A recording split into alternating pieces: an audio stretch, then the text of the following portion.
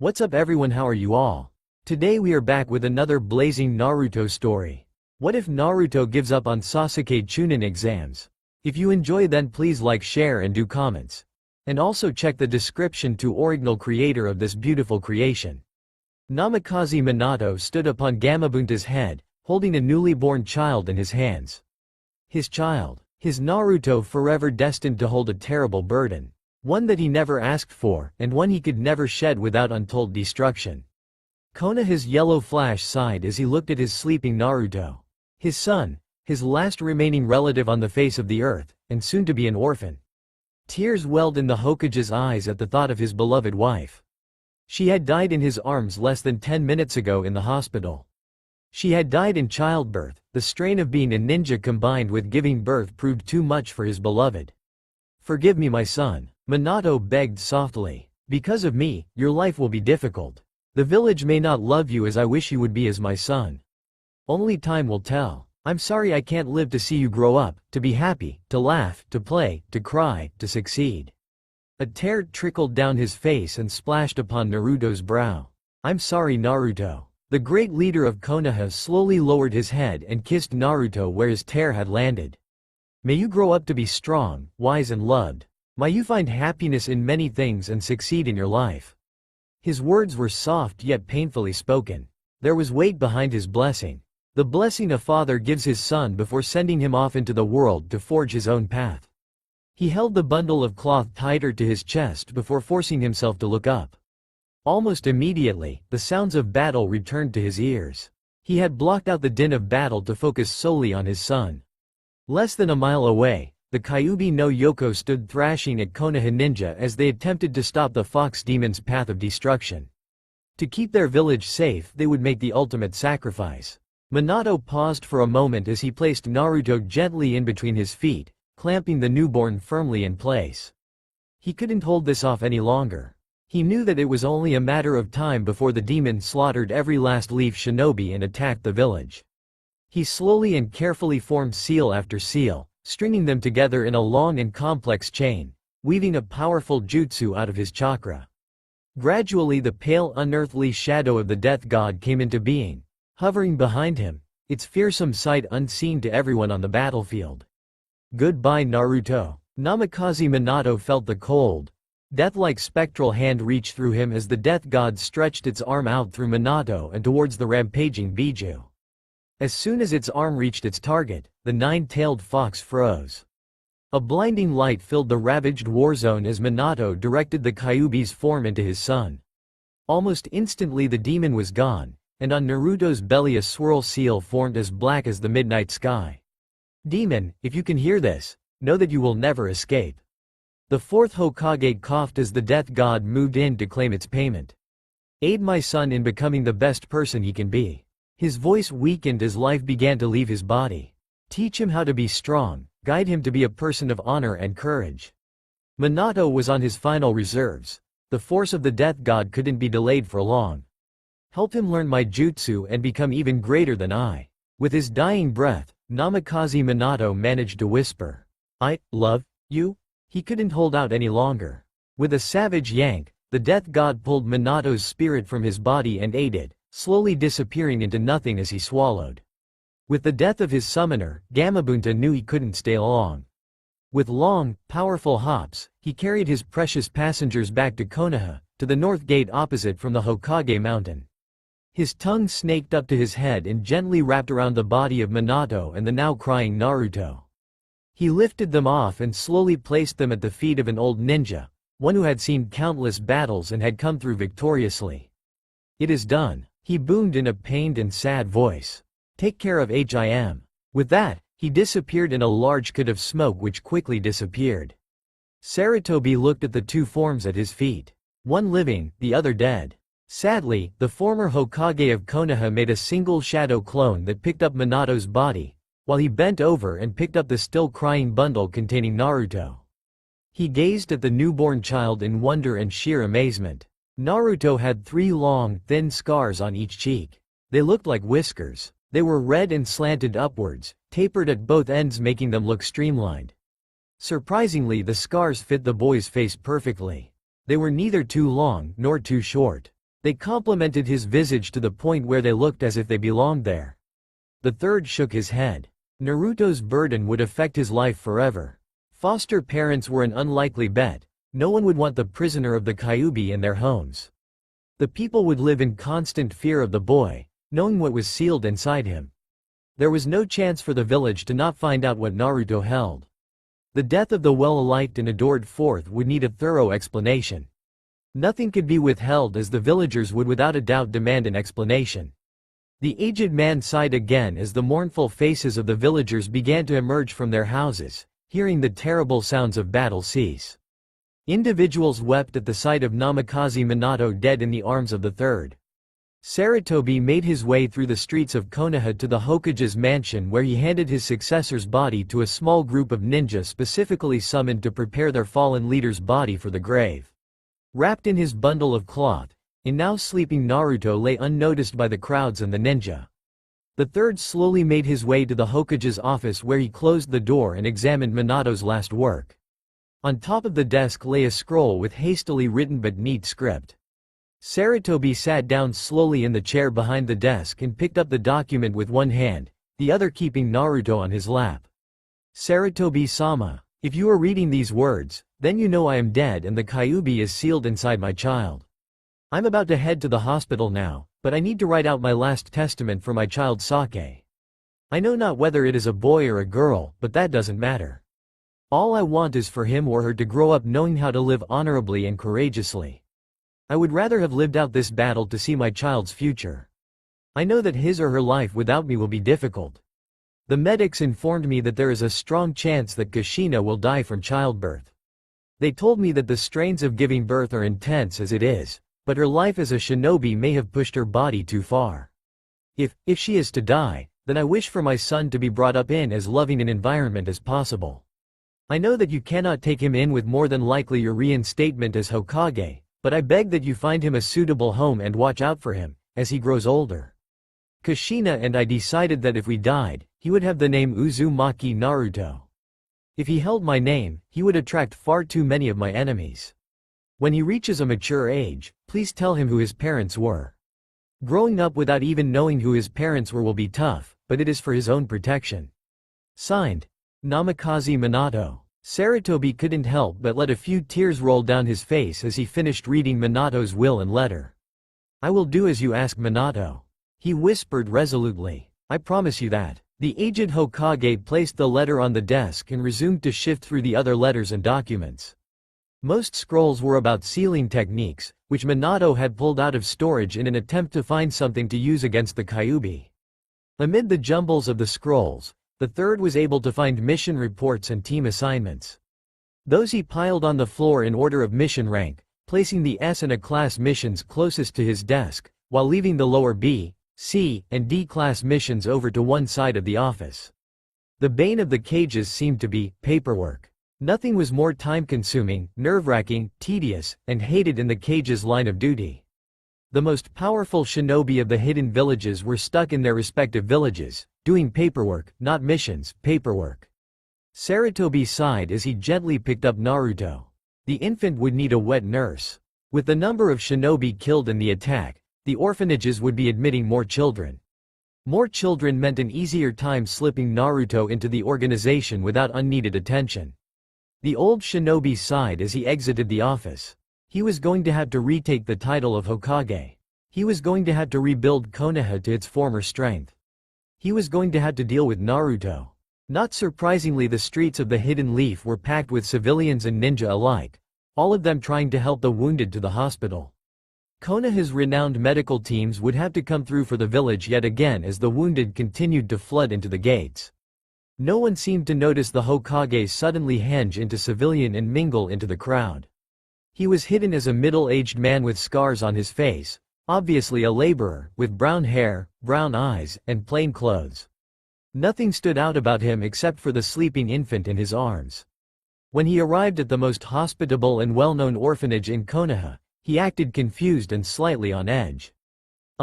Excuse me? His voice was deep and commanding and instantly got the attention of an aide. Can I help you? She asked in a kind voice, one that exuded calmness and peace. She had been around children long enough to learn how to ease them back to sleep or calm their fears, however strong they might be. I was told to bring this child here. The Hokage's hanged voice said with some uncertainty. He was a ninja who was leaving for battle. That's understandable, the aide replied. Did he say who he was? No, but he said his son's name was Uzumaki Naruto.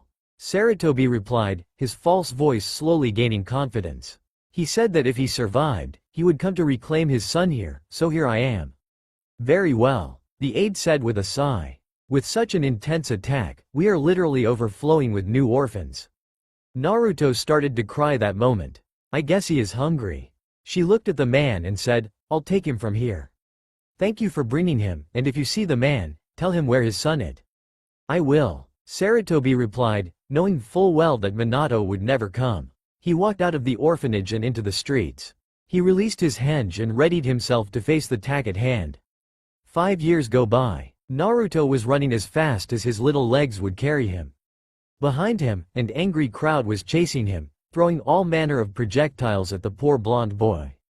Ducking into an alleyway, Naruto desperately hoped that he could escape in the narrow confines between the two-story buildings. Unfortunately for him, it was a dead end. He was never going to escape now. Desperate, he huddled into a shadow as best he could. In the late afternoon sun, the towering building prevented the sunlight from reaching the pavement, creating an artificial twilight. Only 5 of the mob decided to brave the dark and smelly alley to search for their prey.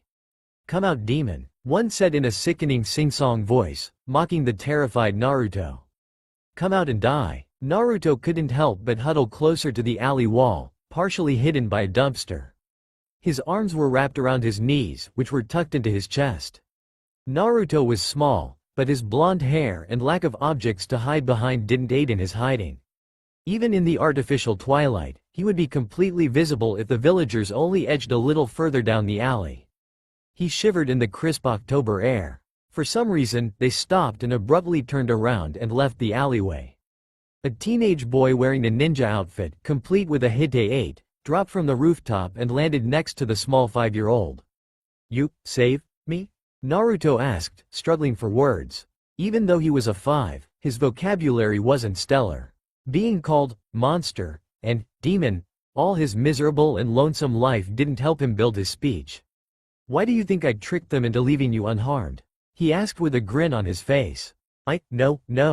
Naruto replied, stuttering just like the first time. So I can kill you now, demon. The teenager slowly drew a kunai from his weapons pouch. This is for my parents whom you killed. The boy drew back his arm. Duck and roll. Naruto heard a woman's voice cry out. He immediately did as the voice commanded, but was too slow.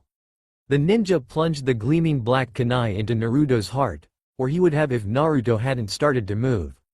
Instead, he stabbed right through the young blonde's ribcage and right lung, causing Naruto to scream in pain. The primal cry was enough to make all but the hardened veteran flinch. It was filled with pain and anguish beyond comprehension. The teenage shinobi swore shamelessly as he missed the heart of his parents' killer. Naruto coughed up blood as he tried to gasp in shock and pain. More blood trickled down his cheek as it leaked from the corner of his mouth. His now torn shirt was soaked in thick red blood that flowed from the hole in his chest. The ninja would have continued his assault if it were not for several other leaf shinobi and civilians coming to investigate. Hastily, he withdrew his weapon from Naruto's chest and leapt out of the alleyway, leaping from rooftop to flee the scene of his cruel assault. Reality for 5-year-old Naruto was different from the bloodied mess the villagers found. Although the boy was still alive, he seemed to be unconscious, not surprising considering the amount of pain and blood loss the kid was suffering.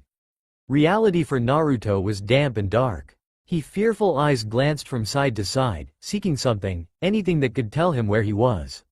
He heard a rumble to his left and glanced in that direction. Although his appeared to be in a tunnel of some sort, with a few inches of water at the base, a red glow seemed to emanate from the side tunnel. Who there? He asked in a frightened and subdued voice. He heard nothing in reply, so he stood up and walked towards the light with one hand on the tunnel wall for guidance and support. He walked for only 20 of 30 steps before a huge chamber opened up before him. The young Naruto couldn't help but gaze upwards in awe of the immense height. After a moment he leveled his gaze at an immense gate in front of him. Its thick iron bars were square and allowed Naruto's curious head to peer inside the cage. "Naru-kun," crooned the woman's voice again. "Where, you?" Naruto asked, confused by not being able to see whoever was talking to him. "Why I no see? I'm right in front of you, Naru-kun," the voice said again. "Do you wish to see me?" It was calm and soothing, almost tender as the voice spoke to the small blonde. "Yes," Naruto replied almost instantly. "I want to see you," he said in his little kid's voice. Behind the bars of the gate, an immense form materialized. Red eyes slowly opened and a halo of red light illuminated the voice's owner. Naruto yelped and scrambled away from the large creature behind the gate. "I will not hurt you, Naru-kun," the creature said softly and comfortingly. "Who you?" Naruto asked in his broken speech, but still able to convey his question. "I am Kyuubi no Kitsune," the red creature replied. "I am the nine-tailed fox." "Nine tails bad," Naruto said automatically. "I'll say so. Not everyone knows who I am," the Kyuubi replied. "You girl?" Naruto asked curiously as he listened to the female voice resounding through the cavern. "Yes, silly. I'm a girl," the Kyuubi answered, grinning and revealing a row of flashing white teeth that seemed threatening to the small boy who scurried away further. "You may call me Q-chan." "Q-chan?" Naruto half asked and half stated. "That you? Why you here? Where here?" Naruto's rapid-fire, scared questions assaulted the Kyuubi in a sudden barrage. 1. "Yes, the creature you see is me," the Kyuubi replied. 2. "I'm here because I'm in your mind." 3. "This is your mind." "My head?" Naruto asked, unsure of what the Kyuubi referred to. "Yes, your head and your mind. The place where you think," the Kyuubi replied. "You're asleep right now, that's why I can talk with you." "I sleep?" Naruto asked, confused. He was obviously awake. How could he be talking if he was sleeping? "It's hard to explain," the Kyuubi said softly. "Don't worry, I'm here to protect you." "You keep me safe from bad people?" Naruto asked, finally able to make a complete sentence. "Yes, I will," she replied. "I will help you get strong and grow." "How?" Naruto asked. "How you do that if you in my head?" "I can tell you how," the nine-tailed vixen replied. "Now it is time for you to wake up so you can get strong." Naruto was about to protest, but the scene before his eyes faded to black, letting him fall to sleep. Naruto woke up slowly. At first he heard a constant, steady electronic beep. The next thing he noticed was that he felt warm, yet something soft and silky was rubbing over his bare skin as he moved. The final sense that activated was his smell. The sterile smell of a hospital filled his nostrils. Groaning, he rolled over, but found something holding him back. His eyes opened slowly. A harsh white light overhead made him squint until his eyes could adjust. He turned his head and saw wires running from his body to a box on a cart. A soft glowing square monitor showed graphs and tables full of data that the 5-year-old couldn't make heads or tails of, pun intended. He weakly tried to sit up, but again, the wires restricted his movements. He felt something rough rubbed gently against his skin as he bent his torso slightly. He looked down and saw that the right side of his chest was bandaged tightly with a long pure white strip of cloth. Almost immediately as he lay back down, fingering his bandage, a nurse slid open his door and stepped inside. Naruto clamped his eyes closed and pretended to be asleep, but the machine, which the nurse examined, measured his increased heart rate and gave him away. "It's okay," she said softly as she turned to stroke his spiky blonde hair with one hand, the other scribbling something illegible onto a piece of paper on her clipboard. "You're safe here." She played with his hair almost absent-mindedly as she continued to examine instruments and other readouts. "You took quite a blow. We were surprised when you began to show signs of recovery even before we healed you up." Naruto was completely relaxed in his bed. The nurse's stroking and playing with his hair had left him in a semi-hypnotized state. He was comfortable. For the first time in his miserable life, he was comfortable. He relaxed and let his eyelids droop down. He yawned and fell back asleep. The nurse smiled at this and finally pulled her hand from his hair as gently as she could. She scribbled another note onto her papers and then left the room as quietly as she could. 2 later, "Naru-kun," the Kyuubi's voice rang out, pulling Naruto from his slumber and into the waking world. He glanced around his hospital room and saw he was disconnected from the machine. It was in the corner of the room opposite from the bed and powered down. "What is it?" Naruto asked aloud. "Think your words and I'll bear them. You should know that by now." Her voice was comforting and yet concerned at the same time. "Oh right," Naruto replied. "Sorry I forgot." "Obviously," the vixen said, her voice dripping with sarcasm. In the past 2 years Naruto's speech had improved dramatically, thanks to the tireless work of the nine-tailed fox sealed inside him. Already she had started to train him to become stronger. He was currently learning how to access and manipulate his chakra. Things like hand seals and jutsus were out of the question, the Kyuubi didn't know them. To compensate for that loss of training, she made an extra effort to help him with his physical conditioning. For a 7-year-old, Naruto was strong. He constantly was lifting and carrying rocks around one of the lighter sections of forest surrounding the village itself. Under the vixen's careful eye he set to building small forts to which he could escape to if he needed. They were carefully hidden among the foliage and were almost invisible to the naked eye. Having to drag and carry moderately heavy loads gradually increased Naruto's strength and conditioning. When he first started, even the smaller of rocks proved challenging for him to transport even a few meters. Now he was pulling long branches through the woods. It's tougher than it sounds. You try it, to quicken the building process and add some camouflage to his hideouts. All his alcoves were watertight and stocked with small amounts of non-perishable food. If he needed to, he could close himself into one and remain there for nearly 2 days before needing to replenish his water and food supplies. An unrealized boon of spending so much time in the training areas of a shinobi village was finding discarded kunai and shuriken. Although he didn't know how to use them, he still stockpiled the ones the Kyuubi thought were in reasonable condition. The rest he sold as scrap to a local smith, named Darren, who gladly took the stiff metals off of Naruto's hands for both money and sometimes a blanket or another useful item. Even though little Naruto made incredible efforts to keep well fed, the amount of food he could buy with his pitiful income was negligible compared with the nutrition he needed. There were times when he could have sworn that a lady behind him in line was charged a quarter what some shop owners charged him, but he never complained. That surprised the Kyuubi the most about her host. No matter what they did to him, Naruto wouldn't cross the villagers. It was impressed upon him very early on that everyone hated him for some unknown and hidden reason. No matter what he said, no matter how flawless his logic, he was still discriminated and ostracized. To say the least, he was in a rough situation almost every day. Whether it was a mob of villagers or a lone ninja or two, he was harassed and beaten on a regular basis. He could try to hide and use a different route every day, but they still found him. Despite this, the pair couldn't look at it as anything but training. The more poundings he took, the tougher he would get. His new muscles helped reduce some internal damage, but even they were not enough. The Kyuubi was constantly using her chakra to heal her host's body after nearly each beating. To the villagers, this was just another sign that he really was a demon. No matter what they threw at him, he always ventured back into the town the next day, never seeming to be in pain from his injuries the previous day. Groaning, Naruto slid upright in the bed, still partially covered by the bed sheets. He yawned and raised his arms over his head to stretch. The tightness in his side alerted him to a fresh bandage wrapped around his torso. The previous morning he had been ambushed by 2 particularly cruel ninja. Even after slicing him up with kunai and shuriken from a distance, they had kicked him in the side when he was immobile on the ground. He grimaced at the memory of the pain he had felt as 10 of his ribs shattered under their blows. If it wasn't for the vixen sealed inside him, he knew he would be dead. Her power to heal his body almost instantly had kept his internal organs from bursting and instantly killing him.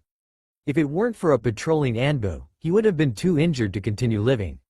Cuts and scrapes were one thing to heal, but broken bones and shattered ribs were a completely different level. Even his partner couldn't heal those quickly. As if the room was bugged to let the nurse know he was awake, his nurse opened the door and stepped inside. She was the same one for all his trips to the hospital. No one else came in to check on him. She was the only one. She had deep blue hair that fell to her shoulders. Her face was soft and warm. It helped comfort Naruto when he was terrified of something or needed a kind face after enduring years of angry glares. Her mother's touch helped Naruto trust her the most. She seemed to know exactly how to stroke his hair or touch him in a comforting manner. Don't get ideas, Jiraiya. Despite all her care and lack of ill will, Naruto still found himself not completely trusting her. Years of abuse left him as a cornered animal, not trusting, always suspicious. The animalistic ways of the Kyuubi made him act more like one in turn. He was broken from his train of thought as she spoke. "You're all set." Naruto looked at her. "Your bones seem to be healing incredibly quickly. All you have to do is keep that bandage on for a few days for everything to completely heal." Naruto nodded in understanding. "Thank you," he mumbled as he sat up straighter. She smiled at his words. "You are quite welcome, Naruto.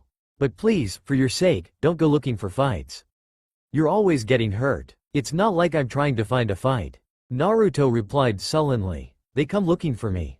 Both of them knew who they was. All the villagers and a portion of the ninja population hated him for what he contained. "Well, try to take it easy for a few days," she said, laying his clothes at the foot of the bed. "You're free to go. You've recovered sufficiently to make your way home and rest. Thanks for everything," Naruto called after the nurse as she left the room smiling. Quickly he stripped off his hospital clothes and slipped into his own patched but intact clothes. He slipped out of the hospital and successfully made it to one of his many hideouts. Once inside he relaxed and flopped down on the ground, careful to keep his ribs from screaming in protest.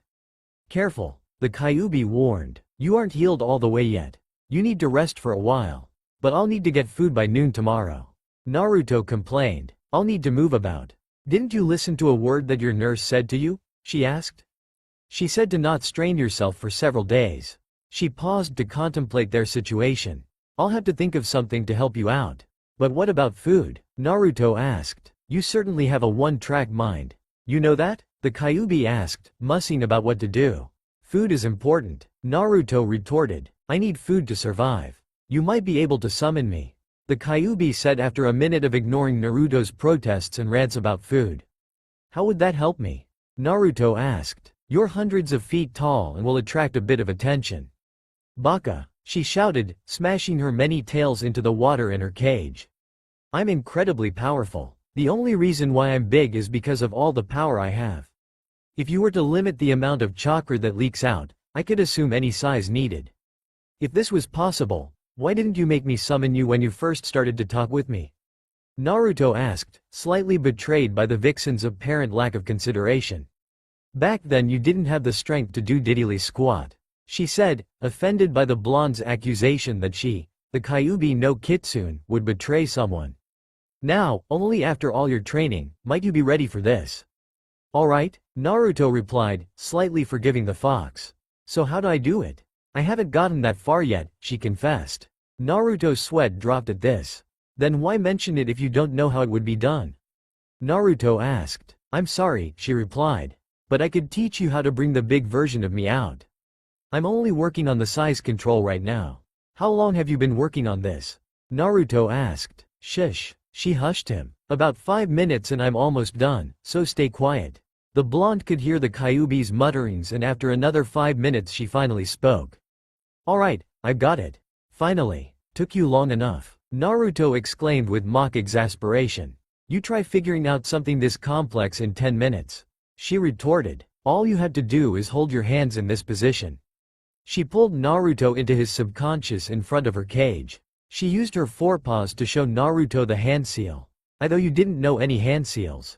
Naruto's voice rang out and echoed around the chamber. "I don't," she replied. "That's why I invented this one." Naruto blinked, taken aback by her words. "You created a hand seal?" Naruto tried to take in the magnitude of those words. "I thought that was impossible." The Kyuubi sighed. "Hand seals are used to manipulate your chakra without having to concentrate hard. In reality, you don't need the hand seals to perform a jutsu if you know exactly how you need to mold and manipulate your chakra." She explained to him how most of the time, shinobi used hand seals to make forming the jutsu easier and more effective.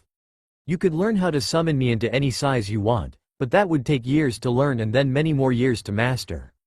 Instead, this hand seal will allow you to mold your chakra and only have to concentrate on the flow.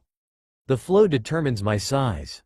Naruto tried to form the complicated hand seal in the Kyuubi's presence before he got it down correctly. Looking at the seal, he realized that it looked like a tent. He interlocked all his fingers except his index and middle fingers, which he crossed to form a V, pulling out of his subconscious. He practices forming the seal a few more times. On his fourth try he let an inkling of the Kyuubi's chakra through the seal. With a poof, an incredibly small fox stood in front of Naruto.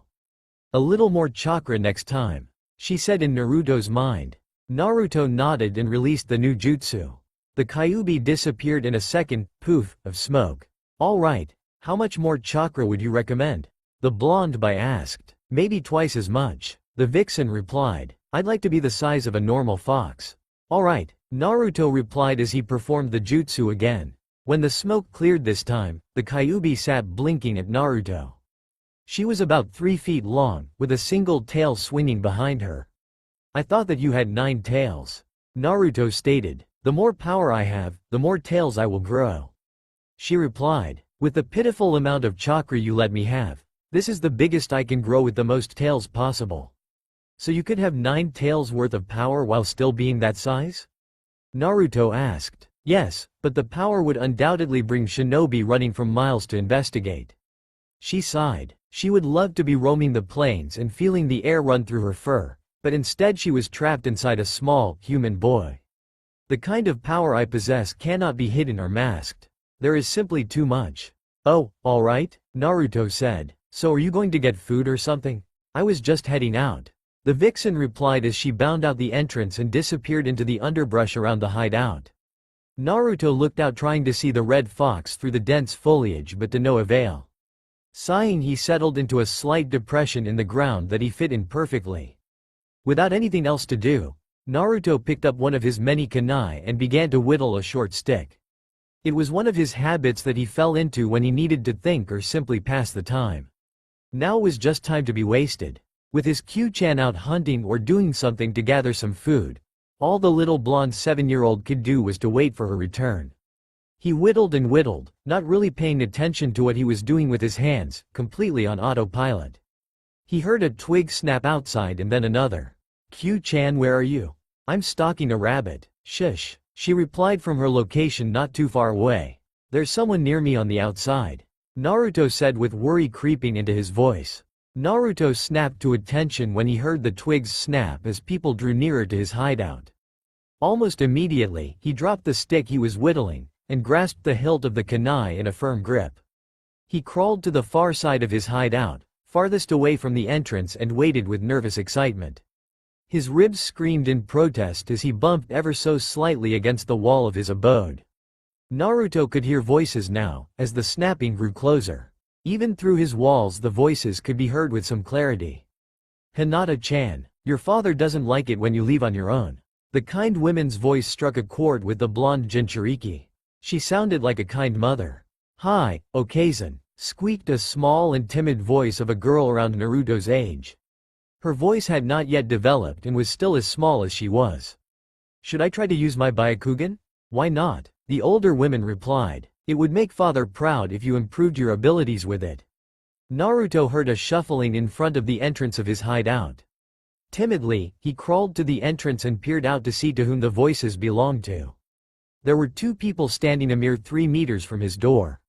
The smaller one, who looked to be exactly his age, had her hands clasped together in front of her.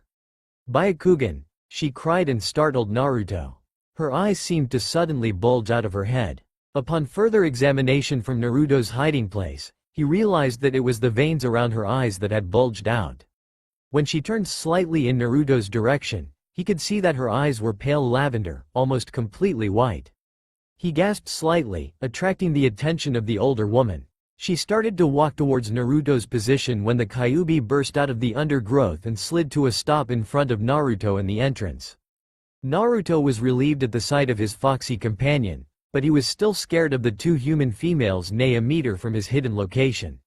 The younger girl, who Naruto remembered the older woman calling her Hinata, turned to look at the Kyuubi who was just in front of Naruto. Suddenly she gasped as she noticed Naruto hiding in his living space. Her Byakugan enabled her to pierce through the walls and see the young blonde crouching by the entrance. Okazen, there's someone in there. She flashed behind the older woman and peered out from behind her legs. She pointed at the foliage slightly behind a slightly growling Kyuubi. Are you sure? The older woman asked, not taking her eyes off the fox. Hi, Hinata replied. A boy, his chakra coils are highly developed for someone our age. How does she know where I am? Naruto asked the Kyuubi. She has the Byakugan, it's one of the Konoha clan bloodlines. The Kyuubi replied. With the training she has had with it, it's no surprise that she saw you. Should I step out, Q-chan?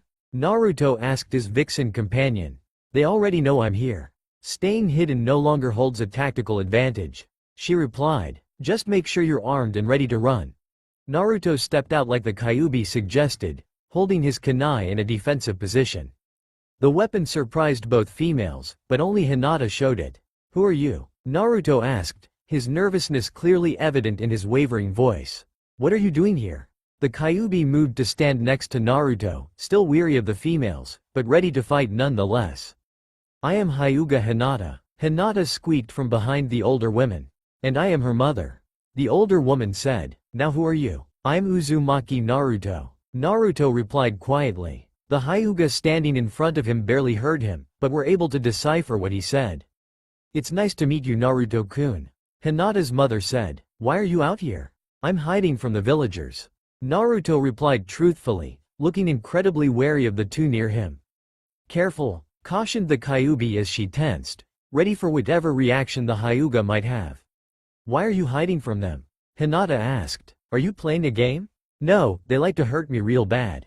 Naruto said in a hushed voice. What have they done to you? Hinata's mother asked in concern. Well, from what the nurse said this morning, I have 6 broken ribs, and something called a concussion. Naruto answered the woman. Almost immediately she frowned harshly. Have they done anything else to you? She demanded fiercely. How often do they hurt you?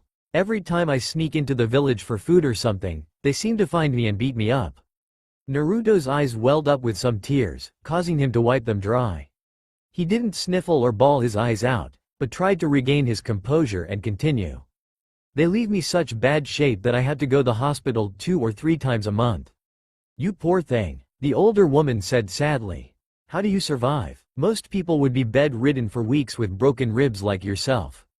I have Q-chan, Naruto said as he bent over gently and scratched the Kyuubi's neck and the back of her ears like he had seen people do to their dogs in the village.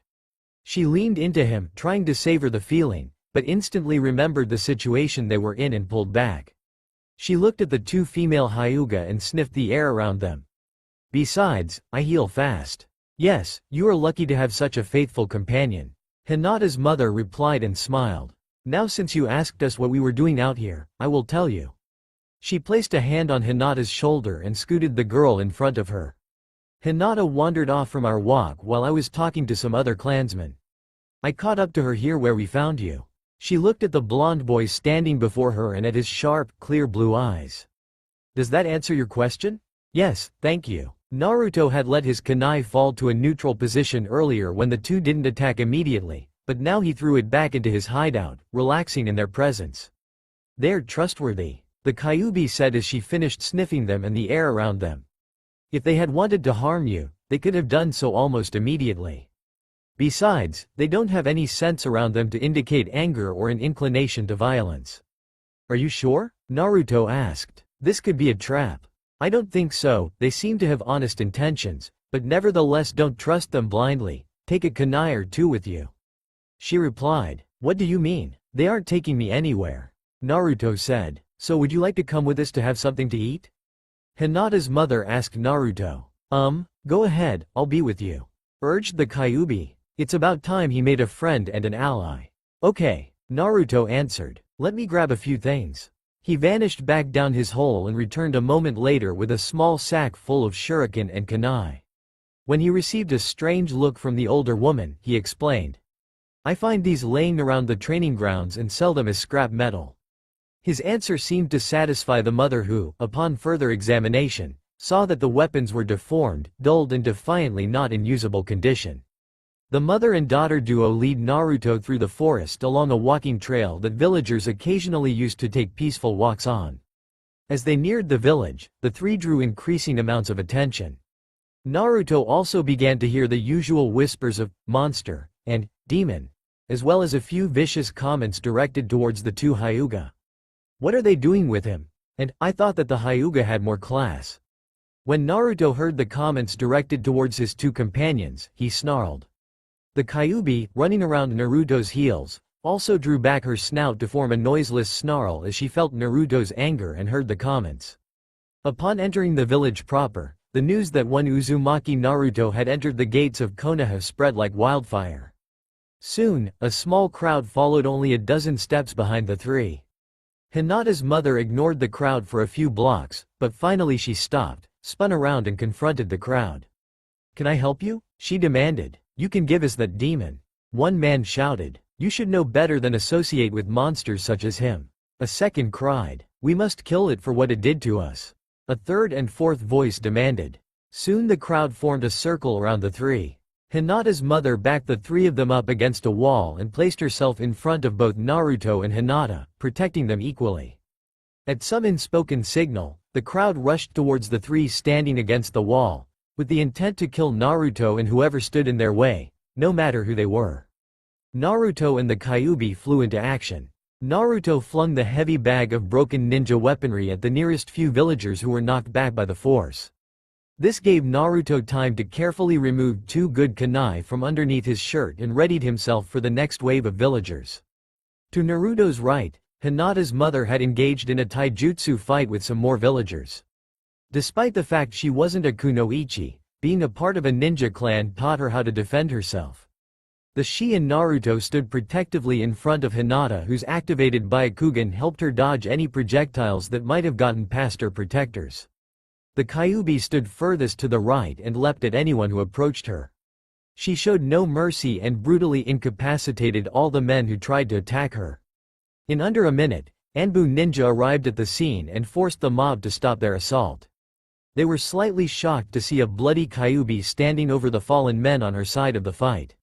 For the most part, the only injuries suffered by Hinata and her mother was scrapes and minor bruises.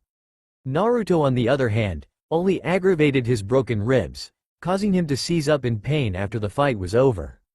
He also received a fresh set of deep cuts that were already closing up thanks to the Kyuubi's chakra. In addition, his clothes were torn and bloodied beyond hope and he looked like a war veteran returning home from battle, except he had no home to go home to. After taking Hinata and her mother's statements, the Anbu Ninja and a few other on-duty Konoha shinobi cleared the wounded to the hospital while arresting others for disturbing the peace and assault of an honorable clan member.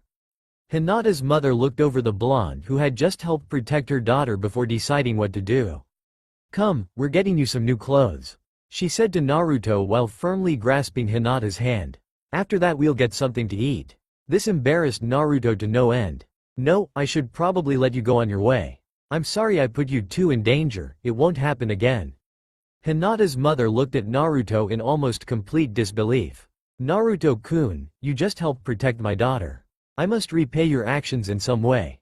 Besides, it would be dishonorable for a Hyuga to ignore your actions and let you go unrewarded." Naruto shuffled his feet in embarrassment but fell into step behind the two Hyuga. Hinata's mother led the two children around the square until they came to a suitable clothing store. When they entered, the store owner appeared at the older woman's side. "How may I be of assistance, Hyuga-sama? I would like to buy something to fit Naruto." She pointed to the blonde before continuing. "He helped protect my daughter today but his clothes were ruined in the process." Her words seemed to affect the man on a deep level. Unknown to his customers, he had lost a daughter-in-law the night the Kyuubi attacked. He had long blamed the blonde Uzumaki Naruto for her passing, but the words of the older woman suddenly changed his opinion of the boy. Instead of a monster, the boy was a hero. He didn't know what possessed him to suddenly shift his view of the boy, but something just clicked inside of him that changed him. "I think that I might have something sturdy in his size, hold on a moment please." He turned around and disappeared into the back of his store. The three heard boxes being moved about for a minute before a grunt of approval filtered back into the store. The man reappeared a moment later carrying several articles of clothing. These are older styles, but very sturdy material. He let Hinata's mother feel the weave of the fabric of one article of clothing. When she nodded in approval, he continued. "This one is a cross between somewhat formal wear and work clothes." It was a two-piece shirt and pants that readily allowed for the sleeves and pant legs to be removed in the heat. It was, however, a nice shade of blue that remarkably complemented Naruto's eyes. It also had some silver woven into the collar. The man held up a second option after Naruto had finished looking at the first. This one is more for work and harsh conditions than the first, but the shirt also can be flipped inside out for a dressier look. Naruto looked at the second for less time than the first and then looked at the man as he presented the third and final article of clothing. It was a white shirt and a black pair of pants. The back of the shirt boasted a black embroidered swirl meant to be a decoration. The pant legs were also able to detach to allow the wearer to be comfortable in the heat. The material was stiff and strong while also being. "May I try this one on?" Naruto asked the man hesitantly. "Sure, just as long as you take off your bloodied shirt before and wipe as much dirt off as you can." His storekeeper replied with a smile. He pointed to a small closet, which Naruto disappeared into to change. He emerged a moment later, wearing the shirt and pants. Although the pants were too long for him, he had removed the bottom portion of the legs and wore them as shorts. Both articles of clothing were slightly too big.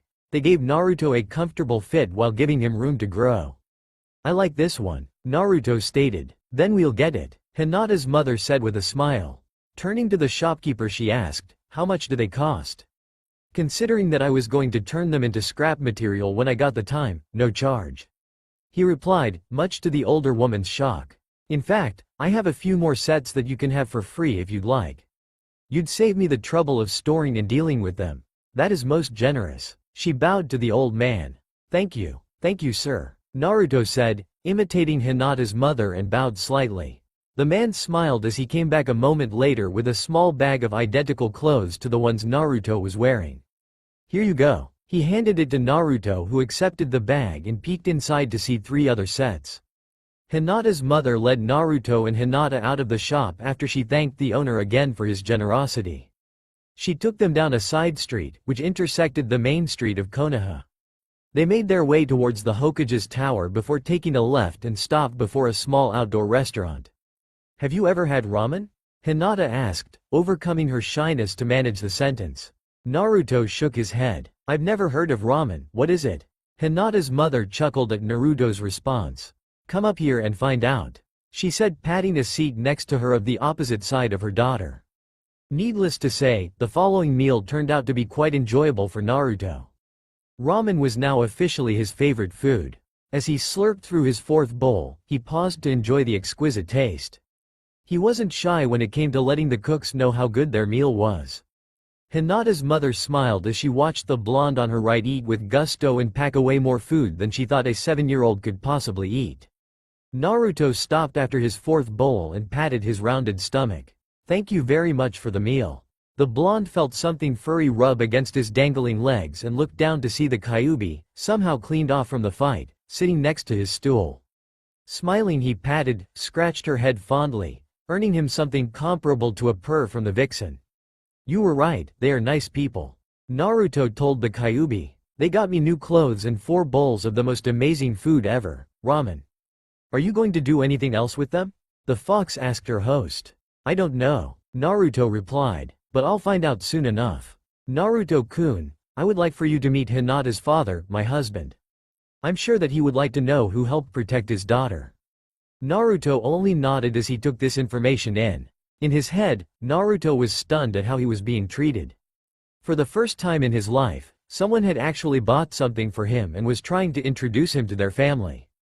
From what the Kyuubi had told him about the Hyuga clan, he knew that they were a proud and powerful clan and one of the most respected in Konoha. "You should be glad that this woman has taken an interest in you," the vixen walking next to Naruto said. Naruto suddenly became aware that he was entering a walled and gated compound. He had been so deep in thought that he didn't remember walking there. "If they decide to support you or take you under their wing, you wouldn't have to worry about the villagers." Ma'am, what should I call you?" Naruto asked Hinata's mother. "I don't want to appear disrespectful to you in front of your husband." Hinata's mother smiled at the blonde walking beside her. "You may call me Lady Hyuga in front of him, and you should call him Hyuga-sama, or if he introduces himself, Hiyashi-sama." Naruto nodded in understanding. "Thanks, I'll remember that." He looked at Hinata, who had been quiet for a very long time. "Are you okay? You haven't said anything for a while." I'm fine," she whispered and then tried to hide behind her mother's legs. "Okay, Naruto said, doubting her words. Man, that fight was scary. Hi. Hinata replied. But you were really brave to stand up to those people. Naruto asked. You really think so? He had never received a compliment from a human being in his 7 harsh years of existence. Thank you, Hinata-chan. Hinata blushed at Naruto's reply. In her eye he was one of the bravest people she knew, second to her father and mother. Naruto fell silent as they stopped in front of a door. I'll go in and tell my husband about you. Wait here with Hinata until we call you in. Hinata's mother opened the door and disappeared into the room, closing the door behind her. Even though the conversation taking place between husband and wife was barely a wall away, Naruto couldn't hear anything but subtle and low murmurs. Naruto looked down at the Kyuubi as she wrapped her tail around his ankle in an affectionate manner. I thought that foxes didn't like humans. Hinata whispered to the blonde as she observed the affection between the two. Well, Q-chan and I go way back. Naruto replied in a low whisper. We kinda just came together years ago and have stuck together ever since. His answer seemed to satisfy Hinata's curiosity for the moment. Hinata, Naruto, please enter. A male voice filtered through the door. Hinata slid the door open, allowing Naruto and the Kyuubi to enter after her. Inside, Naruto saw Hinata's mother sitting next to a man with pale eyes like hers and Hinata's. They sat on a large mat with a low table in front of them. On the side of the table closest to the door and Hinata and Naruto, there were several small mats. Naruto sat down on one, imitating the way Hinata sat. The Kyuubi lay down next to him, placing her head on his lap. Absent-mindedly, Naruto scratched behind her ears, causing the Kyuubi to growl affectionately. Welcome to the Hyuga estate, Naruto-kun. The man said formally. My name is Hyuga Hiyashi. Thank you, Hiyashi-sama. Naruto replied respectfully, bowing his head slightly. Good job. The Kyuubi replied. That certainly should have surprised him a little if he knew about your upbringing. Welcome home, daughter. Hiyashi said to Hinata. Thank you, father. The pale-eyed girl replied in a respectful way. My wife was just telling me about how you defended my daughter today in the streets. Hiyashi said, turning to Naruto. I would like to personally thank you for your actions. I couldn't let anything happen to her. Naruto stated. I would never have forgiven myself if I could have kept her from injury and didn't. His vocabulary and strong words seemed out of place for a 7-year-old boy who had grown up without parents or anyone else to teach him. I'd say he's impressed by your words so far. The vixen said from his lap. How do you know? Naruto asked. You haven't even looked at him since we started to talk. I can feel how quick his heart is beating. I can feel a great many other things that all give me the same answer. She replied smugly. I have highly developed senses. I am interested to hear what you do with your time. Hiyashi told Naruto. My wife said that you fought very well. She also said that your fox there fought quite capably as well. Well, I live a pretty painful life. Naruto began. I live mostly outside the village in little hideouts. When I'm not doing physical training or collecting broken kunai and shuriken from training fields and selling them for scrap, I'm being beaten up. The blonde paused to lift up his shirt to reveal white bandages around his ribs. 2 kunai were tucked into one wrap. I get hurt so badly that I have to go to the hospital at least 2 or 3 times a month. Just 2 days ago, I got 6 broken ribs and a concussion. He saw the head of the Hyuga wince slightly at the thought of his injury. How are you still standing and able to fight? He asked, unable to restrain himself. According to the nurse, I have some sort of incredible healing factor. Naruto replied. These bandages are mostly a precaution, but my ribs still hurt even though they are mostly healed. He let his shirt fall back down, hiding the bandages. I have learned that if I carry a kunai or 2, I can keep all but the most determined villagers away. Have you been attacked by shinobi? Hiyashi asked, interested in Naruto's past. Hi, Naruto replied, wincing. They hurt me the worst. The worst wound I got happened 2 years ago. Naruto told the head of the Hyuga clan about how he had nearly been stabbed through the heart. After that I decided to live outside the village. Hiyashi was mildly impressed by Naruto's story. He had no delusions about the beast sealed within the young blonde. He was one of Namikaze Minato's genin teammates. He respected the final wishes of his teammate and never saw Naruto as the Kyuubi, which many villagers did. He was, however, curious about the red fox seemingly asleep in Naruto's lap. He would have to find out more about it later, Unfortunately, his duties as a clan leader demanded his attention at that moment. I must apologize for cutting short our time together today. Hyuga sighed as he stood up. My duties do not grant me the free time I wish I could have. Your actions today have earned my respect. Feel free to live with the Hyuga for as long as you wish. I look forward to talking with you in the future. Without another word, the head of the Hyuga clan swept out of the room. The Kyubis raised her head as soon as Hiyashi left the room. He's interested in me, she stated. How can you tell? Naruto asked, amazed that she could even sense anything to indicate that. Simple, he was looking at me a lot during your meeting.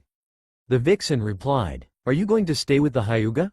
I dunno. Naruto replied. What do you think? They seemed nice enough. They didn't attack me, and have treated me well. I say that you take advantage of any opportunity that you come across. She answered. You could learn a lot from this clan. They have amazing chakra control, something which you lack. Yeah, and whose fault is that? Naruto retorted. It was your idea to build up my reserves like crazy. That's the only reason I have a hard time controlling my chakra. You needed the endurance and the strength at the time.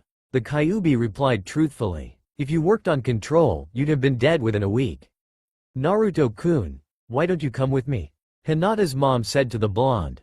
We should ready a spare room for you. Thank you. Naruto said humbly. He was simply astounded by this clan's hospitality.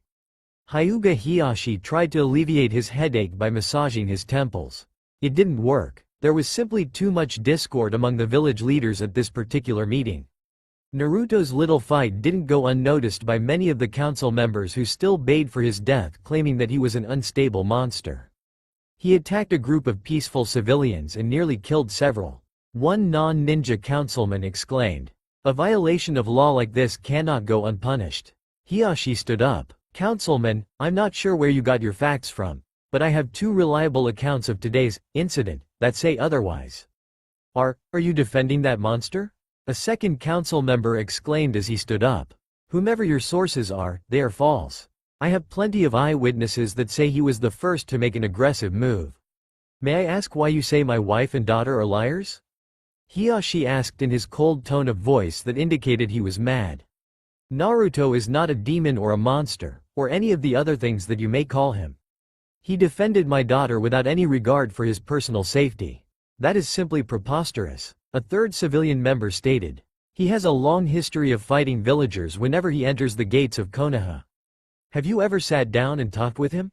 Hiyashi demanded. Obviously you have not. If you had, you would have learned that even with 6 broken ribs, he forced his body to fight to protect. My wife met him hiding in the forest. He was so terrified of her that he had a kunai in his hand while still hiding inside his little shelter. If it wasn't for his fox companion. What? A ninja member exclaimed this time. Hokage-sama, if the boy can gain the trust of foxes, I think that this may indicate that the Kyubi is influencing him. Hiyashi nodded his head in agreement, surprising the members of the council.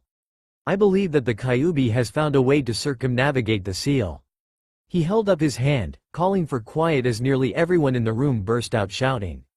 However, I believe that it hasn't influenced him in any harmful way. Please Hiyashi-san, do you have any evidence to support this belief? The third asked, interested in what the Hyuga clan head had to say. Hi, Hokage-sama, Hiyashi replied. He calls his fox Q-chan. That is the first thing that piqued my interest in the fox. Ask yourselves this, if he had heard about the Kyubi from any villagers, he would have been told that the Kyubi was a terrible creature. Therefore, why would he call his fox Q-chan after the world's most feared demon? Hiyashi's incredible logic seemed to be getting him nowhere yet. I hypothesize that the Kyubi has contacted him and has been teaching him things. For example, he continued. When I spoke with him, he was incredibly well behaved, and his vocabulary was well beyond what a 7-year-old boy should possess. That only means that the matrons at the orphanage have done a good job raising him. The third said absent-mindedly. Hokage-sama, I disagree. Hiyashi was out of character. He rarely went against the Hokage, and when he did, it was usually for a very good reason. The third frowned slightly, but nodded, indicating that the Hyuga head should continue. Naruto has been living alone and fending for himself for at least 2 years. The statement absolutely bewildered the members of the council. He has already started to make some money from a smith named Darren. I spoke with him on my way here and he said that Naruto has been coming to him with scrap metal for over a year and a half. That doesn't prove that he's not being influenced by the Kyuubi or that he's been living on his own for as long as you say. The first council member to speak said. Unfazed by the man's interruption, Hiyashi continued. I also checked into his medical records in the hospital. He has been there at least 3 times a month for the past 2 years, starting with his first admittance at the age of 5 when he was stabbed with a kunai, nearly completely through his chest. The Anbu patrol that found him and brought him to the hospital stated that he had lost a huge amount of blood, and yet he survived the incident. When no parents or guardians came to claim him after 3 days, he was released from ICU and allowed to recover in the normal wards. To whom did you talk to find out this information, Hiyashi-san? The elderly Hokage asked, concerned. No one. It was all in his file, which is quite thick. Hiyashi set a folder on the table everyone was sitting at. This is a copy of his medical record. He paused for a moment before continuing.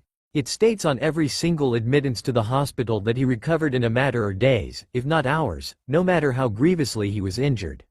He has a healing factor which I believe comes from the Kyuubi. This significantly supports your statement that he has been without a guardian for quite some time. But how does this show that the Kyuubi is benign? Sarutobi asked as he closed the folder slowly. If the Kyuubi truly meant harm to the boy or Konoha, don't you think something worse than Naruto being injured would have occurred? Hiyashi asked the assembled village leaders. The fact that in all the police reports concerning Naruto state that no one has ever come forth claiming that he had harmed him in any way. With everyone in the village seemingly crying out for his death, no one has come forward with evidence such as a wound to show that Naruto attacked them. Everyone turned to Uchiha Fugaku. Is this true, Fugaku-san? The third asked. Hi Hokage-sama, the leader of the Uchiha clan and the Konoha police force replied. What Hiyashi-san says is true. No complaints come to my mind. The man visibly resented having to support the Hyuga clan, but he couldn't lie about something like this. Also there is the account that Naruto's Q-chan fought today. This revelation startled everyone in the room. My wife noted that it only attacked those who approached my daughter. The pale-eyed man paused for a fraction of a second to take a breath. It was the only one to severely wound the villagers. After the villagers fled, it didn't pursue them. Instead it stayed with Naruto and my wife and daughter. Its knowledge of how to nearly kill a human strikes me as odd for a normal fox. Do you know any more, Hiyashi-san? The third asked. I'm afraid not, Hokage-sama. Hiyashi replied with a slight bow. I didn't have the time. I would have liked to speak more with Naruto. Do you know where he is? The third asked. Hi, he's probably in the Hyuga estate as we speak. Hiyashi replied. I invited him to live with us for a while. Tell him that I would like to speak with him tomorrow and for him to bring his fox. Sarutobi said. Hi Hokage-sama. Why would you consent to having a demon under your roof, Hiyashi? A nameless council member exclaimed. Have you gone mad? Anger flashed through Hyuga Hiyashi's eyes. No, it is you who are all mad. Do you know why Naruto defended my family? No one said a word. He told me that he couldn't forgive himself if someone who was kind to him got hurt on account of him. The boy has more guts than the whole lot of you combined. Hiyashi didn't say another word as he stormed out of the room. Danzo scowled at the uncharacteristic actions of the Hyuga clan head. Standing up, he addressed the council. I believe that since Naruto contains a great power, the former root leader avoided mentioning the Kyuubi by name. In potential, he should be taught by the best Konoha has to offer in order for him to become a great shinobi. You wish to turn the boy into a living weapon. The Sandaime stated in a monotone, expressing his dislike for the crippled man. Not a weapon, but a person that can either end or prevent a war due to their power, like the Yondaime for example. He trailed off knowing that he would have support from the other council members. With all due respect, Danzo, the pup is barely 7 years old. Inuzuka Sume, the head of the Inuzuka clan, replied. We don't know whether he wants to become a shinobi or not, and it isn't our place to force him into a life he may not like. I agree with Sume. Akamichi Shuza, the head of the Akamichi clan, added. We all have kids his age, and although they will probably want to become shinobi, we don't force them down that path. Other clan head nodded in agreement. But this is for the best of the village. Danzo said in protest, looking at several council members that normally supported him. He could even grow strong enough to claim the title of Hokage when he is old enough and ready for such a responsibility. It would greatly increase Konoha's reputation.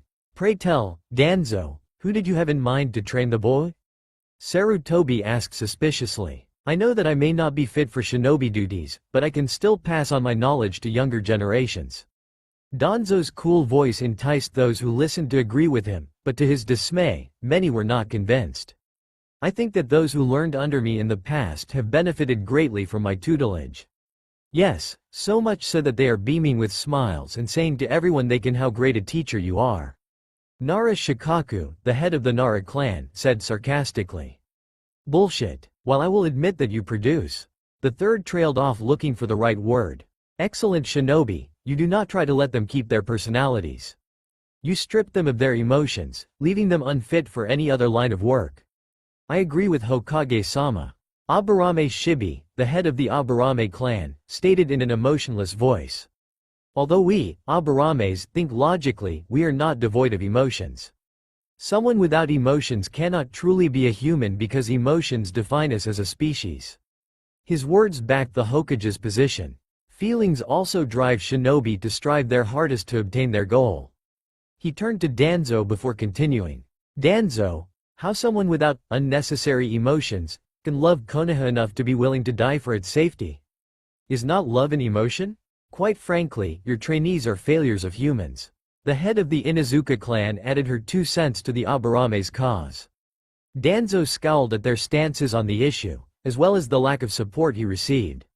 No one lifted so much as a finger to help him. I think that the majority of this council agrees that Naruto should be allowed to choose his own path. Sarutobi closed the case. However, if he does wish to become a shinobi of Konoha, I agree with you, Danzo, that he should be given training early on. The crippled root leader's mouth curled into a small smirk. However, I think that other ninja in Konoha should be the ones to train him. He needs to be able to live a fairly normal childhood to ensure that he grows up to become a stable person. He paused to see many clan leaders nodding in agreement. I think that that should be done no matter what life he chooses, for the sake of keeping his seal stable and the beast inside him at bay until we learn more about the situation. The Nara clan head stated, taking advantage of Danzo's stated purpose of keeping Konoha as a whole safe. Since I will meet Naruto tomorrow, I will see what his choice is. In the meantime, I believe that we have some issues to discuss about the maintenance of the Northern Gate. The aged Hokage changed the direction of the meeting, getting it back onto its original agenda.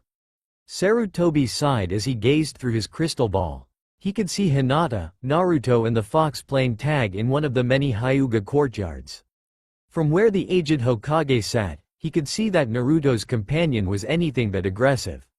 It was currently playing tag as if it was a third child. It would tag its target by jumping up and licking them in the face. Watching the children play reminded Sarutobi of all the other villagers he had seen grow up as he watched over Konoha. When Hinata collapsed onto the soft grassy lawn, Naruto and the fox sat down next to her. The fox lay down in between the humans and allowed them to scratch it. From the Hokage's point of view, the fox behaved just like one would expect a dog would. He sighed. Minato, if only you could see your son now. Early the next morning, Naruto was standing before the Hokage of Konoha. As requested by Sarutobi, Hiyashi had escorted the 7-year-old blonde along with his fox to the Hokage's office. Good morning Hiyashi-san, Naruto-kun. The third said with a puff of smoke. Please have a seat. He motioned to 2 chairs in front of the great desk of the Hokage. The Kyuubi curled up around Naruto's feet and tucked her head under her tail and seemingly fell asleep. Naruto, I wanted to speak with you about your past. The old man said. It has come to my attention that you haven't lived in the orphanage for many years. You mean the place with the mad people? Naruto asked. Did they treat you badly there? The Hokage asked sincerely. Hi, Naruto said. They didn't feed me much, didn't give me a bed or anything, and didn't let me go to any classes. Then they kicked me out when I was 5. And you lived on your own ever since, correct? The old man asked. Hi, Naruto answered. But Hiyashi-sama has kindly given me a place to stay in the Hyuga clan estate. I see. When did you meet this fox of yours? Naruto looked hesitant for a moment, zoning completely out, and then looked at his companion with surprise written all over his face. You want me to tell them everything? He asked the demon fox at his feet. Are you crazy? Many would say so, she retorted with a snort. You will need to funnel more of my chakra when you summon me in a moment. That way I can speak to them. Naruto looked at the two men staring at him. He smiled weakly. This is going to look strange, but Q-chan wants to tell you everything herself. Pray tell how a fox can do that. Hiyashi asked, slightly annoyed by Naruto's words. She kinda lives in my head, Naruto said, earning him some intense stares from the two men. Almost instantly the Kyuubi disappeared in a cloud of chakra smoke, surprising everyone. A summoning creature? The Hokage asked skeptically. How did you sign a summoning contract? I don't know what you are talking about, but Q-chan figured a way to make a body outside of me so that she could get food and stuff for me when I was hiding. Naruto's words didn't abate the men's fears.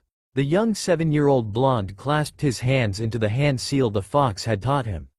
Closing his eyes, he channeled the fox's chakra through the hand seal and an instant later he heard a poof. He smelled the bitter chakra's smoke and opened his eyes when it had finally dispersed. In the place of the cloud, the Kyuubi stood about 4 feet tall with two tails swinging behind her. Sarutobi and Hiyashi gaped at the sight. They Kyuubi grinned wickedly before licking Naruto on the cheek. I finally can speak to other people, oh the joy. She spoke aloud, scaring the battle-hardened veteran shinobi stiff. She scratched behind her ears for a moment before sitting down next to Naruto who rubbed the back of her neck.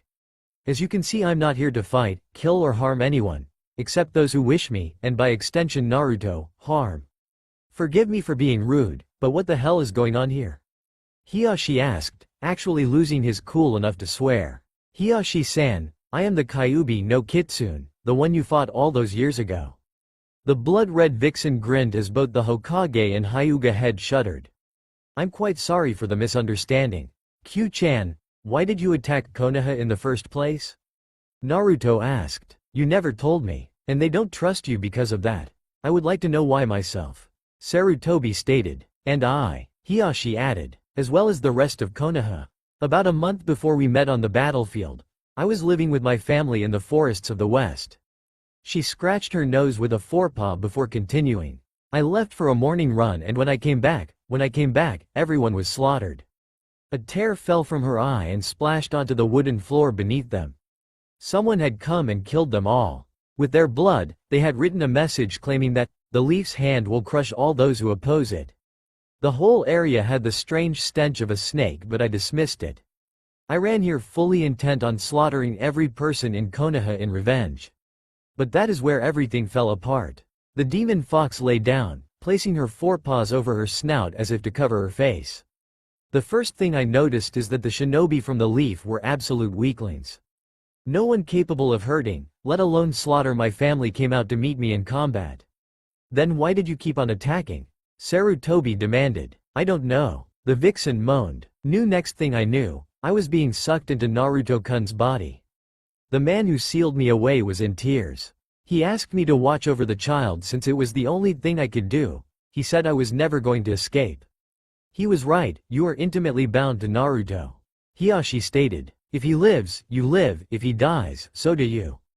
Is that why you have been helping him? In part, but also, I want to repay Konoha for my actions. Her words surprised the older men. Last night I snuck into the archives of the library and I think I discovered who killed my family. Was it Orochimaru by any chance?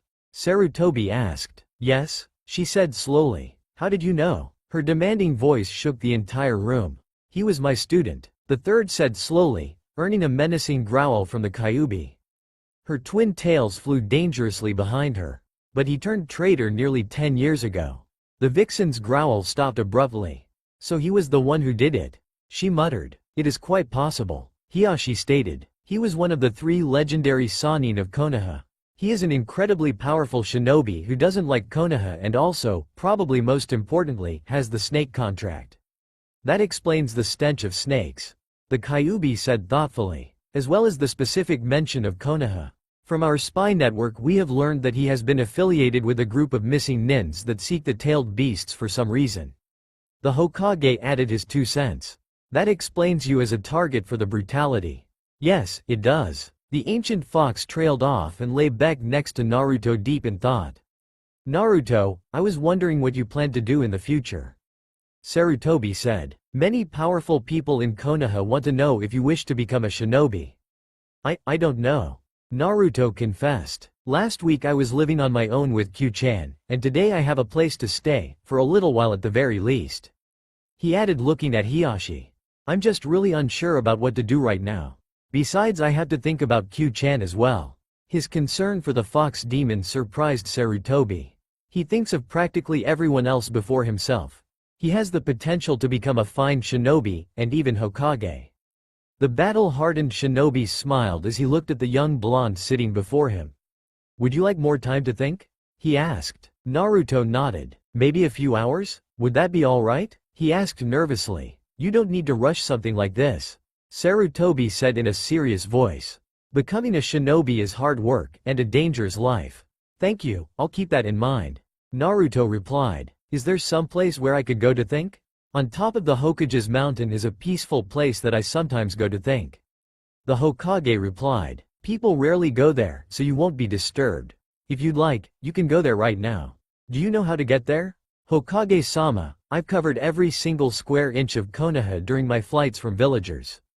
The blonde smiled. I can get there. May I leave? Yes, you may, Naruto, stay safe. The blonde disappeared through the door milliseconds after the words left the Hokage's mouth. The Kyuubi shrank back to her original size and merged her tails to form a single tail and leapt after her host. What it would be to be young again. Hiyashi murmured aloud after you watched the duo leave the room. It would be lovely. Sarutobi replied as he heard the Hyuga. But we have other things to discuss than what it would be like to be young again. Naruto's climb to the top of the Hokage's mountain was uneventful, which was surprising considering that he walked along a relatively well-used trail. The Kyuubi bounded through the underbrush parallel to the path, scaring all the small animals into their holes and burrows. The snapping of twigs was a firm reminder to the 7-year-old that his companion was still near him when he couldn't see her anymore. But being alone on the path did scare him a little. Whenever he was alone, bad things tended to happen. Villagers would attack him, or he would get lost. Naruto found his way to the top of the mountain and sat down on one of the heads. From his position, sitting on the top, he couldn't see what the face looked like, but the hair was spiky and stuck out at odd angles. For some reason he felt at home among the stone pillars, but he didn't know why, but his furry companion did. It's strange that he immediately goes to his father's head. She grinned slightly as she patted over to the blonde. Maybe he unconsciously knows that this is his family member, or maybe it just reminds him of his own hair. The Kyuubi sat down next to Naruto and placed her head on his lap like a faithful dog would do. Almost out of pure instinct, Naruto began to scratch behind her ears. Can you talk like you did in the Hokage's office? Yes, she stated clearly before continuing in his mind. But it's safer to communicate in here. In a shinobi village, you don't know who might be listening. Good idea, Naruto replied. We still have to think about our future. I mean we could be ninja and beat the hell out of anyone who attacked us. But you heard what the old man said, the fox replied. A ninja's life is deadly and difficult. But where's the fun when there's no danger? Naruto queried. It helps us stay on our toes. But eventually something can happen and we might die. The demon fox said with worry and fear evident in her voice. Am I imagining things, or is the Kyuubi no Kitsune afraid? Naruto jabbed at the vixen's pride. She snapped her head up and forced the blonde to fall backward. Placing a paw on his chest she growled at him. You foolish mortal. You think that I, the Kyuubi, would be afraid of anything? Said blonde mortal reached up and scratched behind her ears, earning him an annoyed growl. What should we do? Naruto asked aloud. I don't know what to do. You're still a kid, the fox said as she curled up on her host's chest.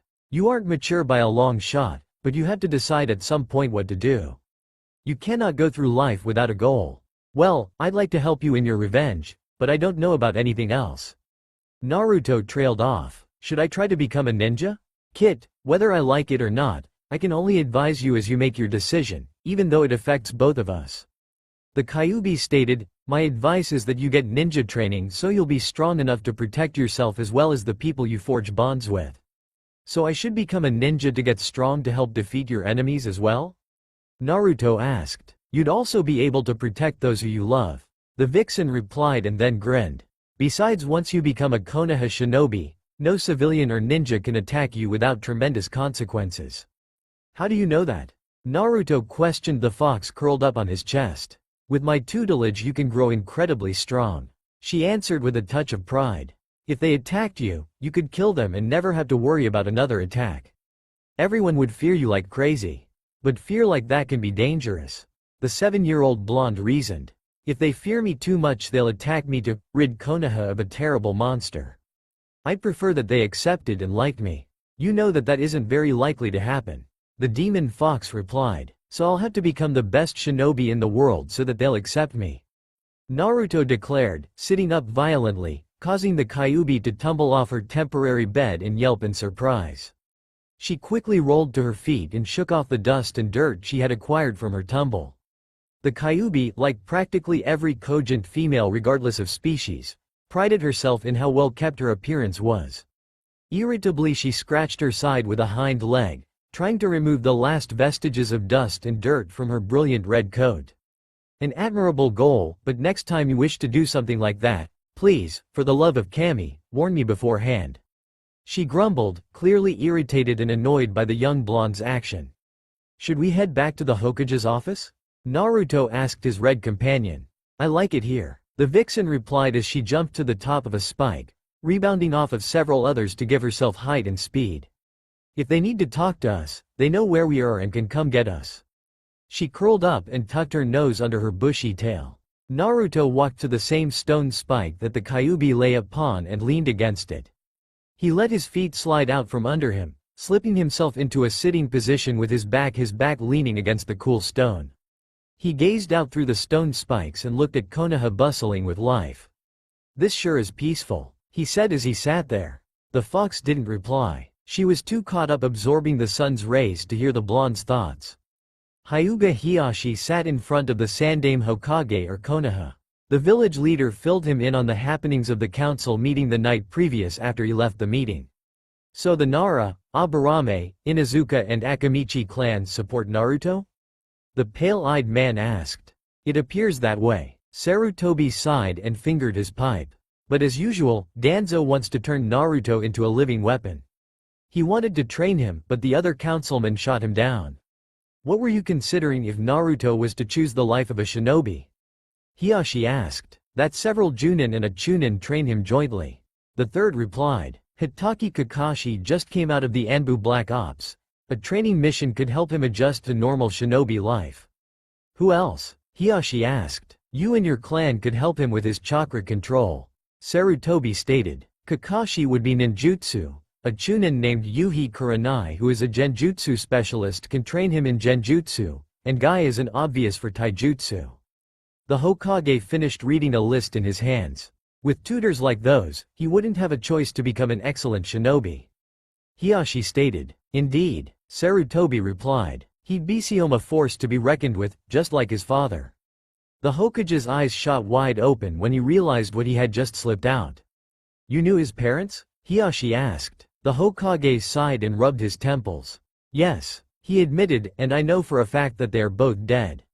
Who were they? Hiyashi demanded. Sarutobi didn't respond right away. Even without the Byakugan, Hiyashi could see through the Hokage's eyes that he was thinking deeply. Without saying a word, the third stood up and stepped out from behind his desk.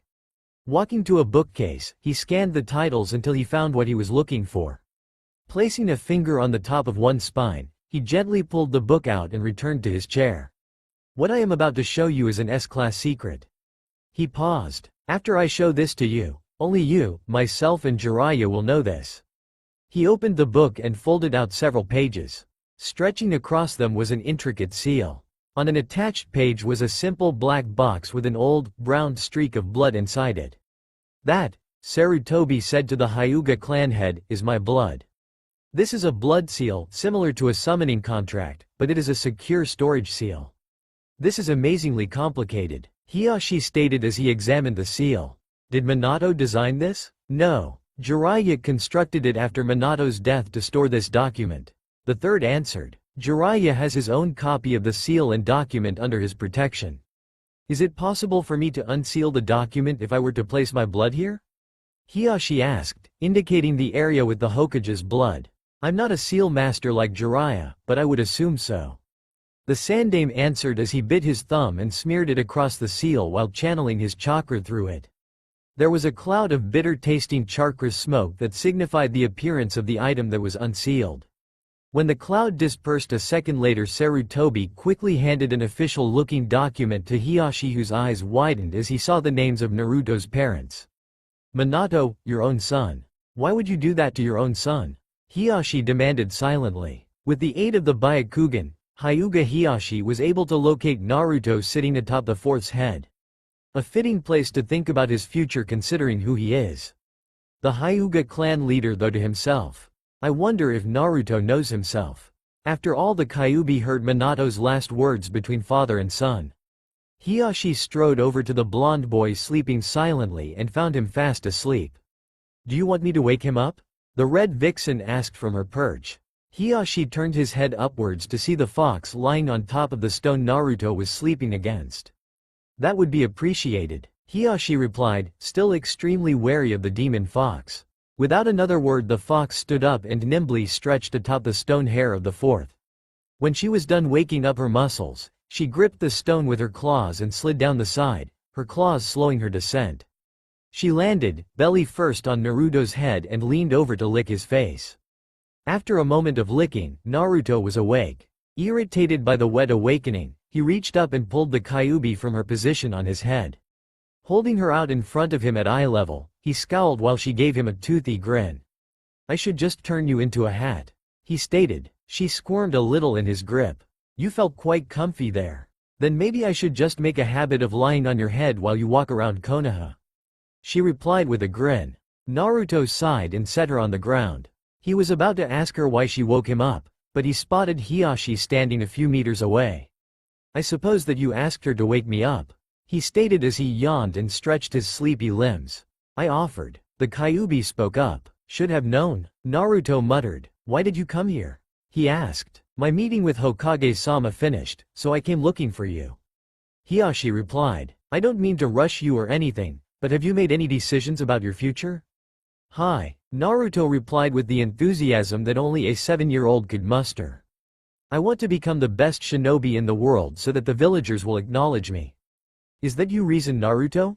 Hiyashi asked. Not quite, Naruto answered, surprising Hiyashi some. I want to grow strong enough to protect those who get close to me. I also want to help Q-chan get revenge for her family. Well, what do you say, shall we go tell Hokage-sama?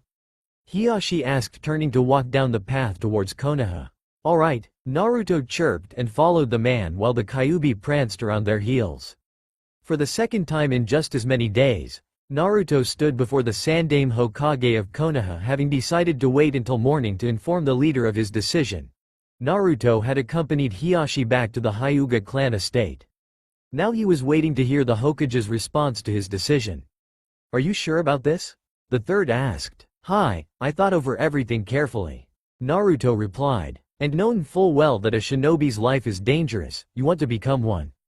The village's leader stated. Yes, Naruto replied. I want to get strong so that I can help those I care about. Naruto replied, pulling the Kyuubi, who was sitting on his lap, closer to him. She kindly nuzzled his arm, her whiskers tickling him slightly. Alright, then you shall be trained to become one of the best Konoha shinobi. Sarutobi declared. I have arranged for several tutors. He trained off when the door opened. All 3 occupants of the room looked to see an Anbu member standing in the doorway. I'm sorry to interrupt, Hokage-sama, but Uchiha Itachi is here to see you. The Anbu paused a moment. He said it was important. Very well. The Hokage sighed. Hiyashi-san, Naruto-kun. Would please wait outside for a moment. This shouldn't take too long, but I'm afraid that this is important. Understood, Hokage-sama, Hiyashi stated smoothly. Come, Naruto. We will wait outside. Thank you, Sarutobi replied as he stood up to see them out of the room. As they exited the Hokage's office, a raven-haired teenager entered the office and closed the door, locking it. That somewhat made the Hyuga clan head uneasy. He had heard some rather unpleasant rumors about the Uchiha clan. Flashback, unknown amount of time, probably a year or so. Hiyashi-sama, A branch member said respectfully as he bowed low before his clan head. Yes? Hiyashi replied. What is it? As instructed, I have been gathering information on the Uchiha clan. The branch member stated. You were right to be worried, Hiyashi-sama, they're up to something. Care to elaborate? Hiyashi asked, raising an eyebrow. There isn't much to report, I'm afraid. The Uchiha are being incredibly secretive about something, and I cannot find out what. He looked slightly downcast. There are certain times when all the Uchiha ninja disappear into the clan estate and do not return to regular duties for at least an hour. Anything else? Hiyashi prompted. Every minute detail can lead to major discoveries. Hi, Hiyashi-sama. The branch member replied respectfully. I've heard whispers mentioning Hokage-sama after each. Well, I guess meeting would be the best word for this.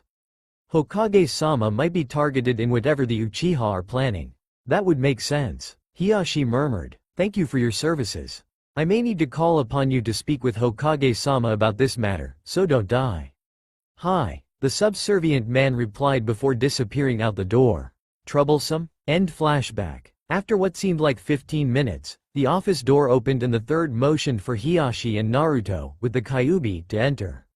Uchiha Itachi stood smartly at the corner of the Hokage's great wooden desk, waiting for the village leader to return to his seat, which he did as Naruto and Hiyashi stood in front of it. The Sandaime Hokage rubbed his temples with a sigh, trying to relieve his headache, but no amount of rubbing would help. Itachi-san has revealed some disturbing facts about the Uchiha clan. Sarutobi started. Heishi-san, we'll talk about them later, but now, we need to talk about Naruto's training. Are we going to go through with the schedule we mapped out yesterday? Hiyashi asked. Not exactly, Itachi-san will take Kakashi's place. At the Hokage's words, the Kyuubi prowled over to Itachi and began to sniff him over. After several tense seconds, the red fox bobbed her head in approval and everyone, who suddenly found themselves holding their breaths, sighed ever so slightly with relief. He's acceptable, the vixen stated as she sat down next to Naruto. Itachi for once in his life was caught off guard. The fox just spoke. Almost immediately his onyx eyes faded to the fully matured first stage of the Sharingan. Author's note. This isn't the Mangekyo Sharingan, just the 3-koma version of the normal one. What the hell? He swore explosively as he jumped back, pulled out a kunai, and held it in a neutral stance. He could either attack or defend in a moment's notice. It's quite alright, Itachi-san. The Kyuubi isn't going to attack you. The Hokage's words didn't assuage Itachi's fears. Are you telling me that the Kyuubi is out of its seal? Itachi demanded, Sharingan flashing. Brat, for your information, I am not an it. I'm a demon, and more importantly a demon with a heart. Her words were directed directly towards Itachi, who froze at the sound of her voice again. I don't wish you or any of Konoha any harm. The bastard Orochimaru set me up to attack Konoha. He tricked me and this is where it got me. Also, I have not escaped the damnable seal, but have merely created a body which I control. As if to prove her point, she grew about a foot taller at the shoulder, making her the size of a retriever. All my chakra is sealed within Naruto-kun and he can regulate the amount which I have at my disposal. Naruto still holds the leash, but it is a little larger than it used to be. Her words offered the Uchiha prodigy a little comfort. So I'm to train Naruto? Itachi asked, slightly nervous at the prospect with spending time with the strongest demon in existence.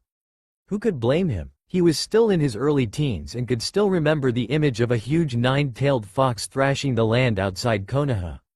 Itachi closed his eyes for a moment while Sarutobi replied, I understand that you are hesitant about being around the Kyuubi. In the eyes of the village, Itachi's eyes flashed open in surprise at the Kyuubi's gender. Has become even worse than what actually happened. The demon has been demonized, as oxymoronic as that sounds. I was not aware that the Kyuubi no Kitsune was a she. Itachi stated. Not many are, said Vixen replied. You may call me Kyuubi-san.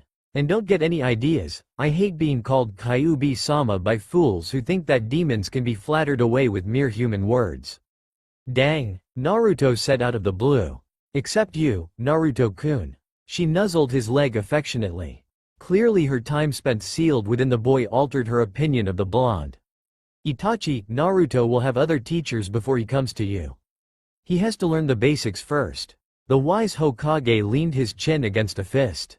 Keep me informed. You are dismissed. Hi. Itachi snapped to attention smartly before exiting the room quickly. When he closed the door, Naruto became the center of attention. So what am I going to learn first? He asked hungrily. Nothing advanced before you are deemed ready for difficult jutsus. Sarutobi stated. Naruto pouted but had the sense to not say anything.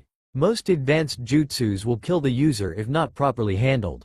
Hiyashi stated. It's best for you if you wait until you can manage simpler tasks before starting more advanced ones. Everything is based on a previous stage of training. Sarutobi stated. More than likely, you won't get to high-level techniques before you enter the academy. Why do I have to go there? Naruto asked. With all the training I'm going to receive, why should I relearn the basics? The blonde boy almost immediately regretted asking the question. Both the Hokage's and Hiyashi's faces grew stern. Naruto, what is the difference between what yours will be and the academy? The Sandaime waited for Naruto's answer, but the boy didn't reply immediately like the wrinkled leader expected. All the more evidence to point to the fact that Naruto was different than any other child his age. There will be other students? Naruto guessed. Is that an answer or a question? Sarutobi asked with a smirk, which was hidden behind his hands clasped in front of him. My answer. Naruto replied simply. What does that have to do with anything? Is it important? Do you think that a shinobi is sent out on missions all alone without any support? The Sandaime asked the blonde. Well, I dunno. Naruto's unintelligent response earned coughing laugh from the Kubi. Every ninja that Konoha produces has been on a genin squad. Hiyashi explained to Naruto. Teamwork is an important part of being a shinobi. Teams usually are composed of ninja whose skill sets complement each other's. So do these teams stick together after they aren't genin? Naruto asked. Yes, some do if they are extremely effective as a team. Sarutobi replied. Your teammates become your closest friends and you usually stay in contact with each other for the rest of your lives. Hokage-sama, did you stay with your genin team for a long time? Naruto asked. I'd rather that you didn't call me such a formal name all the time. Sarutobi replied. But, yes, I still maintain close connections, sometimes strained, but close nonetheless with my teammates. The Hokage stated. Who are they, Gigi? Naruto asked. Naruto, show some proper respect for the Hokage. Hiyashi said coldly, but the Sandaime only chuckled. It's all right, Hiyashi-san, he replied. It's rather refreshing to be called something like that. But the disrespect. Hiyashi trailed off, realizing he wasn't going to sway either the Hokage's or Naruto's mind about the name. Fine, if that is what you wish, Sarutobi-sama. We'll have to work on deformalizing you later, but right now we need to talk about Naruto's training. Sarutobi stated, rescuing the meeting from the tangent. So what am I going to learn first, Gigi? Naruto asked excitedly, literally vibrating in his seat. Chakra control and physical stamina. Sarutobi replied and continued when he saw Naruto pout. You will be doing exercise to not only get your body ready, but also increase your chakra capacity so you can learn advanced ninjutsu and genjutsu later. Naruto perked up at the thought of learning powerful techniques. Why can't I just use Q-chan's chakra? Naruto asked. Your body won't be able to circulate my chakra unless you have a larger than normal chakra capacity for it to circulate within. The Kyuubi stated and then scratched her side. There also is a possibility that an enemy could seal her chakra away, and then you wouldn't be able to use your normal techniques and styles. Sarutobi replied. By increasing your reserves and control, you will ready your body and mind for more training. You will be learning these things from me while I also teach Hinata. Hiyashi stated. Naruto smiled. Thank you. The blonde thanked the white-eyed man. You will learn taijutsu from a Chunin by the name of Guy. The Hokage stated. He is a taijutsu specialist and can teach you the art of hand-to-hand combat.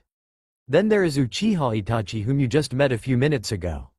Sarutobi continued. He is probably the second best ninjutsu expert as well as one of the stealthiest ninja in Konoha.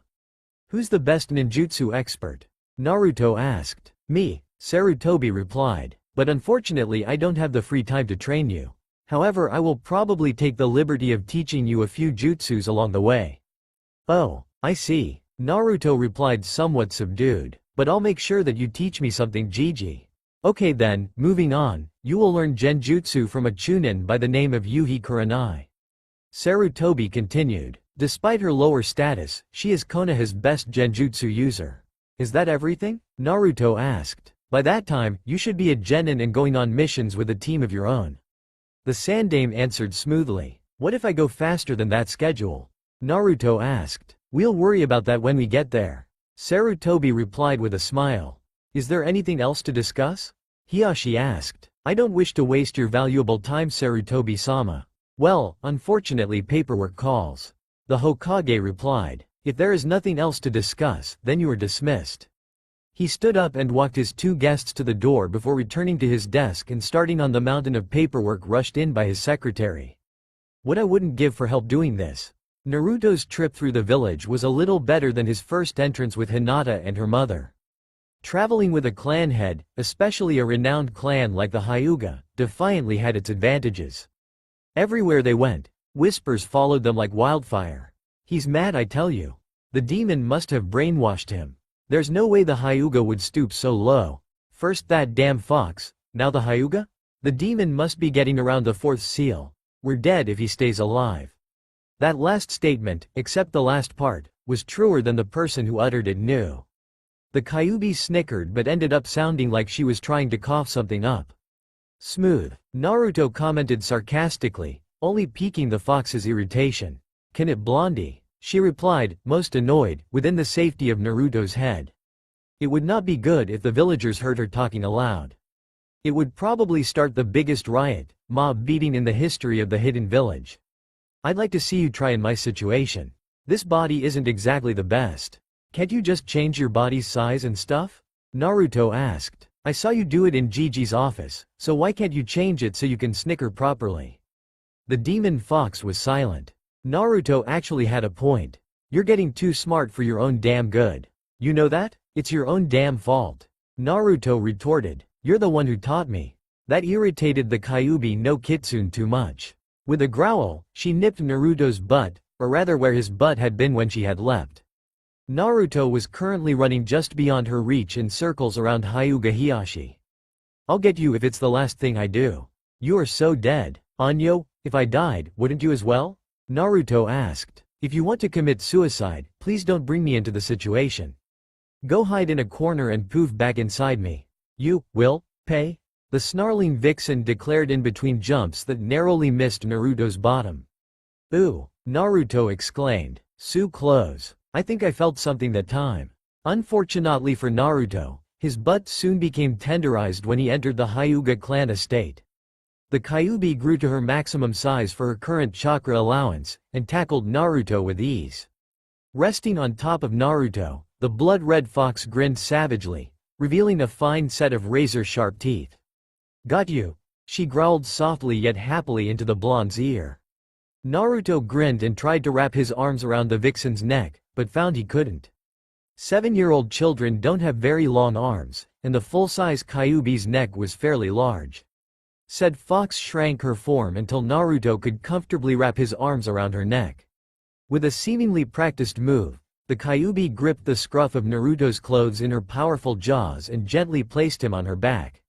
Once again wrapping his arms around her neck, Naruto secured himself and grinned as the Kyuubi started to sniff the ground searching for a scent. With her enhanced nose, she quickly found a scent she wanted to follow and began to carefully follow it, constantly searching for her prey. Naruto grinned as he became caught up in the hunt. Unconsciously he was picking up on the ways the large fox tried to hide her presence, which was quite difficult considering her bulk, but somehow she managed to pad stealthily through the hallways of the clan estate until she suddenly stopped and crouched behind one intersection. Naruto felt her muscles tense as if she was going to pounce on something. Silently half climbing and half sliding off the vixen, Naruto landed on the floor with a low thump and peered around the corner warily. He saw Hinata and her mother walking down the hall and threw himself out of their view. He passed the Kyuubi and found her shrinking her size down to normal. To say the least, Hinata didn't know what in the world hit her. One moment she was walking with her Okazen, the next she was laying on her back with a small weight on her stomach. Daring herself to open her eyes, she saw the blood-red fox sitting on her. Quickly the Kyuubi licked Hinata's cheek. Hey Hinata-chan, I think that Q-chan likes you. Naruto said with a foxy grin on his face, with one hand scratching the back of his head. Really? Hinata asked weakly as the vixen padded over to Naruto's legs. She was blushing slightly and quickly invented several shades of red as Naruto stuck out his hand, offering to help her up. Quick as a flash, she used his help to stand up and then speared at her mother's side, slightly hiding behind on leg. "Hey, Hinata-chan, you feeling alright?" Naruto asked innocently. "Your face looks a little flush." Turning to Hinata's mother when the girl his age didn't reply and only grew redder. "Is Hinata-chan sick?" "No, she isn't," the kind woman replied. "Maybe you two can go outside and play with Q-chan?" "Okay." Naruto grabbed Hinata's hand and pulled her down the hall towards the closest door to the grounds so they could play. The Kyuubi pranced down the hall after them with a grin on her face. "Come on Hinata, let's go play." Hinata's mother smiled as she watched the two 7-year-olds travel down the hallway and disappear out the door. So much energy, how nice it would be to be that young again. Continuing down the path she was following before the foxy interruption, she began to unconsciously rub her belly. Catching herself, she started to sweat just a little. The last time she had done that, Hinata was still inside her womb. Maybe she should gander on over to the hospital later on. Danzo was mad. No, he was more than mad, he was furious. The dance Sandame had completely ignored his request to train the Jinchuriki of the Kyuubi no Yoko. Konoha needed that boy's strength for protection. It didn't matter what was sacrificed as long as Konoha was safe from any enemy. The crippled man limped as fast as he could down a long set of winding stairs. Below Konoha, there was a literal maze of tunnels. Instead of disbanding route like he had been ordered, Danzo had simply relocated it into this secret discovery of his. No one would be able to find it. It was secure, and as long as he ran route, Konoha would be safe as well. He produced a key from the depths of his robes and inserted it into a crack in the stone wall. He turned it with a firm hand and then replaced it. Proceeding down the stairs, he took his first left and then hobbled up a flight of stairs. He closed his eyes as he passed through a strong genjutsu shield and emerged on the other side in a bustling root command center. Smiling, he thought up a brilliant plan to train one Uzumaki Naruto. Time skip of a month. 1 month was a long time for Naruto. In that time he had learned the basics of chakra control from Hyuga Hiyashi as he trained his only daughter, Hinata. While he was a fast learner and quick to pick up techniques like tree walking, Hinata wasn't so fast. As a result, Naruto found himself doing running errands around the Hyuga clan estate. Although boring, it was still training and he was being useful to the clan at the same time, a win-win scenario in Naruto's eyes. Naruto also trained with the 9-tailed fox when Hiyashi had to attend meetings or deal with village business. He picked up the basics of stealth and soon found it easier to move about Konoha while moving in non-conspicuous ways. As he continued to improve, he gathered the courage to brave the hidden village alone without any company. He found it thrilling when people didn't stare at him with hatred or tried to kill him. In fact, he felt relieved that they didn't pay any attention to him. He was able to collect broken kunai and shuriken discarded among the training fields and sell them to Darren, bringing in some money that he could use for things other than food and essentials that were provided for by the Hyuga clan. As soon as he had enough money, Naruto treated himself to a bowl of ramen from the stand he had visited with Hinata and her mother the first day they had met. He enjoyed the flavor and filling qualities of the food, and was now visiting there at least once a day. Even though Hinata took longer to learn chakra control, she was much better than Naruto. Hiyashi praised her efficiency and took pride in teaching her. That teaching probably saved her life. A week before, some representatives from Kumo had visited Konoha to sign a peace agreement to end the war between the hidden villages. Flashback. Hinata woke up in the middle of the night. Something didn't seem right. She had been dreaming contentedly when suddenly she woke up gasping for breath. She was nervous. Nothing looked out of order in her room as she scanned it with her pale lavender eyes. Clasping her hands together in a generic hand seal, she activated her bloodline limit, the Byakugan. Under its careful gaze nothing could be hidden, and what it revealed startled her. Standing above her with his feet attached to the wall with chakra, stood a ninja. He held a burlap sack in one hand and with the other, he reached to grab the Hyuga heiress. But he never had the chance to touch the frightened girl. With her body acting by instinct, she rolled off her bed with a thump and ran to her door, only to find the same ninja blocking her path. Without pausing or hesitating, she ran through his legs and kicked him where they joined with as much force as her small body could muster. Not needing to turn her head to see the ninja fall to the ground withering in agony due to her bloodline limit, she threw open her door and simply screamed. If you were watching the Hyuga estate from the outside, the rooms around Hinata's suddenly burst with light. However, on the far side of the housing, a huge explosion reverberated through Konoha. Hyuga Hizashi burst from his room at the same time his twin brother did from his respective room. They looked at each other. I'll look after Hinata. You find out what caused that explosion. Hizashi nodded, obeyed his brother's order and dashed down the halls in the opposite direction than Hiyashi. Both brothers cursed silently as they activated their Byakugan. Whoever had the guts to attack the Hyuga clan was either insane or incredibly strong. Hiyashi found his daughter struggling to get free from a ninja dressed from head to toe in black. On the ground there was a burlap sack discarded as the ninja struggled to subdue Hinata. Closing the distance between in a fraction of a second, Hiyashi delivered a well-placed gentle fist blow to the man's chest, knocking him out, saving his daughter. Hinata clamped to her father with desperation, seeking protection. With one hand reassuring his daughter, Hiyashi used his other hand to remove the ninja's face mask. Immediately he recognized one of the Kumo delegates that he had met earlier that day. Checking to make sure the man's vitals were stable, he marveled at how many bruises, cuts and scrapes, and bites Hinata had given the man. He also saw severe damage to the man's crotch and quickly deactivated his bloodline limit as other members of the Hyuga clan arrived on scene. Meanwhile, Hizashi arrived at the site of the explosion to find Naruto wreathed in a flowing, red chakra shaped like a fox with a single tail. At his feet was a body dressed completely in black. Or at least he was when he first came into the blonde's room. At the moment the ninja was near death with half of his clothes torn off, exposing white skin beneath. Upon further inspection, Hizashi saw that the intruder was a female with a rather large chakra network. Hiyashi's twin's inspection was interrupted when the chakras surrounding Naruto swirled into his stomach. The blonde 7-year-old promptly fell down as if he was a puppet whose strings had just been severed.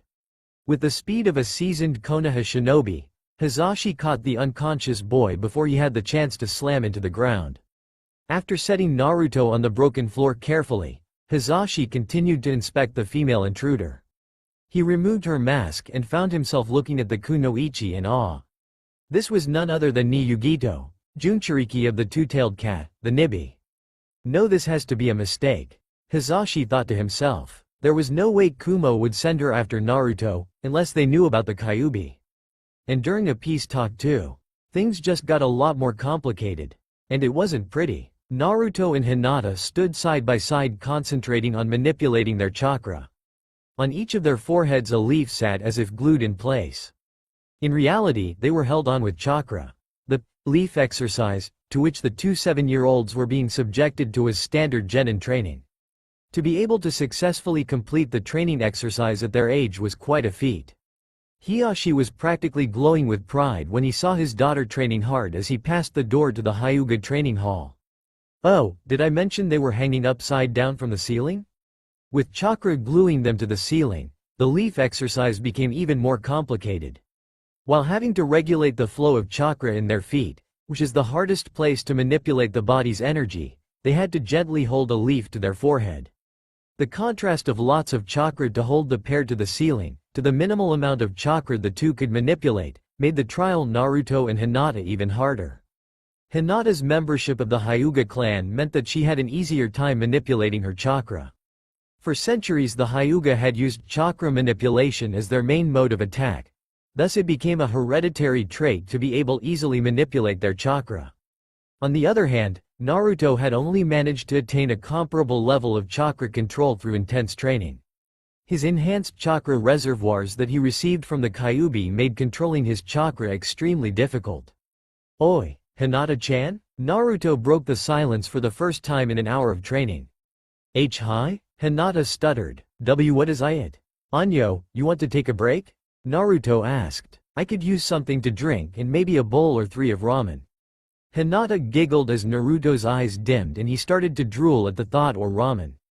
He was rudely disturbed when some drool fell down his nose. Remember, he was hanging upside down.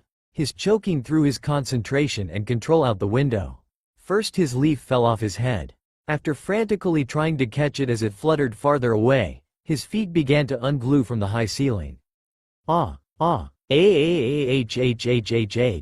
Naruto cried out as he felt himself detach from the ceiling, seemingly hang in midair for a split second, and then plummet to the floor below.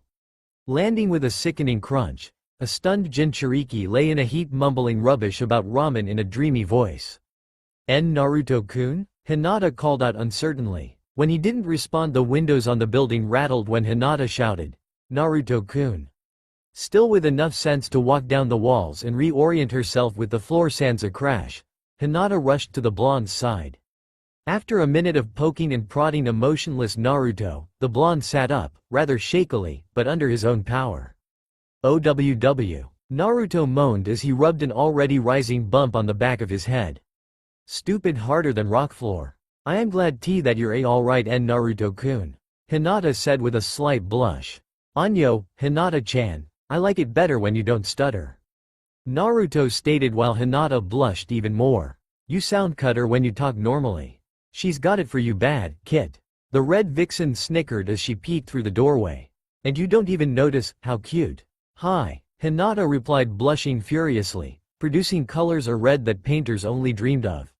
I'll try harder. Great, Naruto exclaimed. Let's go get something to drink. I'm parched. Okay, Hinata said as she stood up as composed as she could, even thought she was blushing like crazy.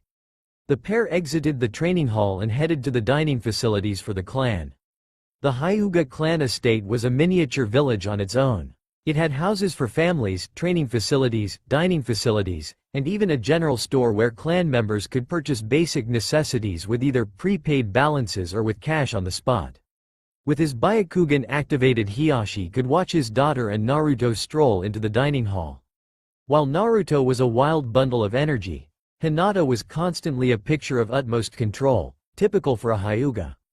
To say that he enjoyed watching them would be an understatement.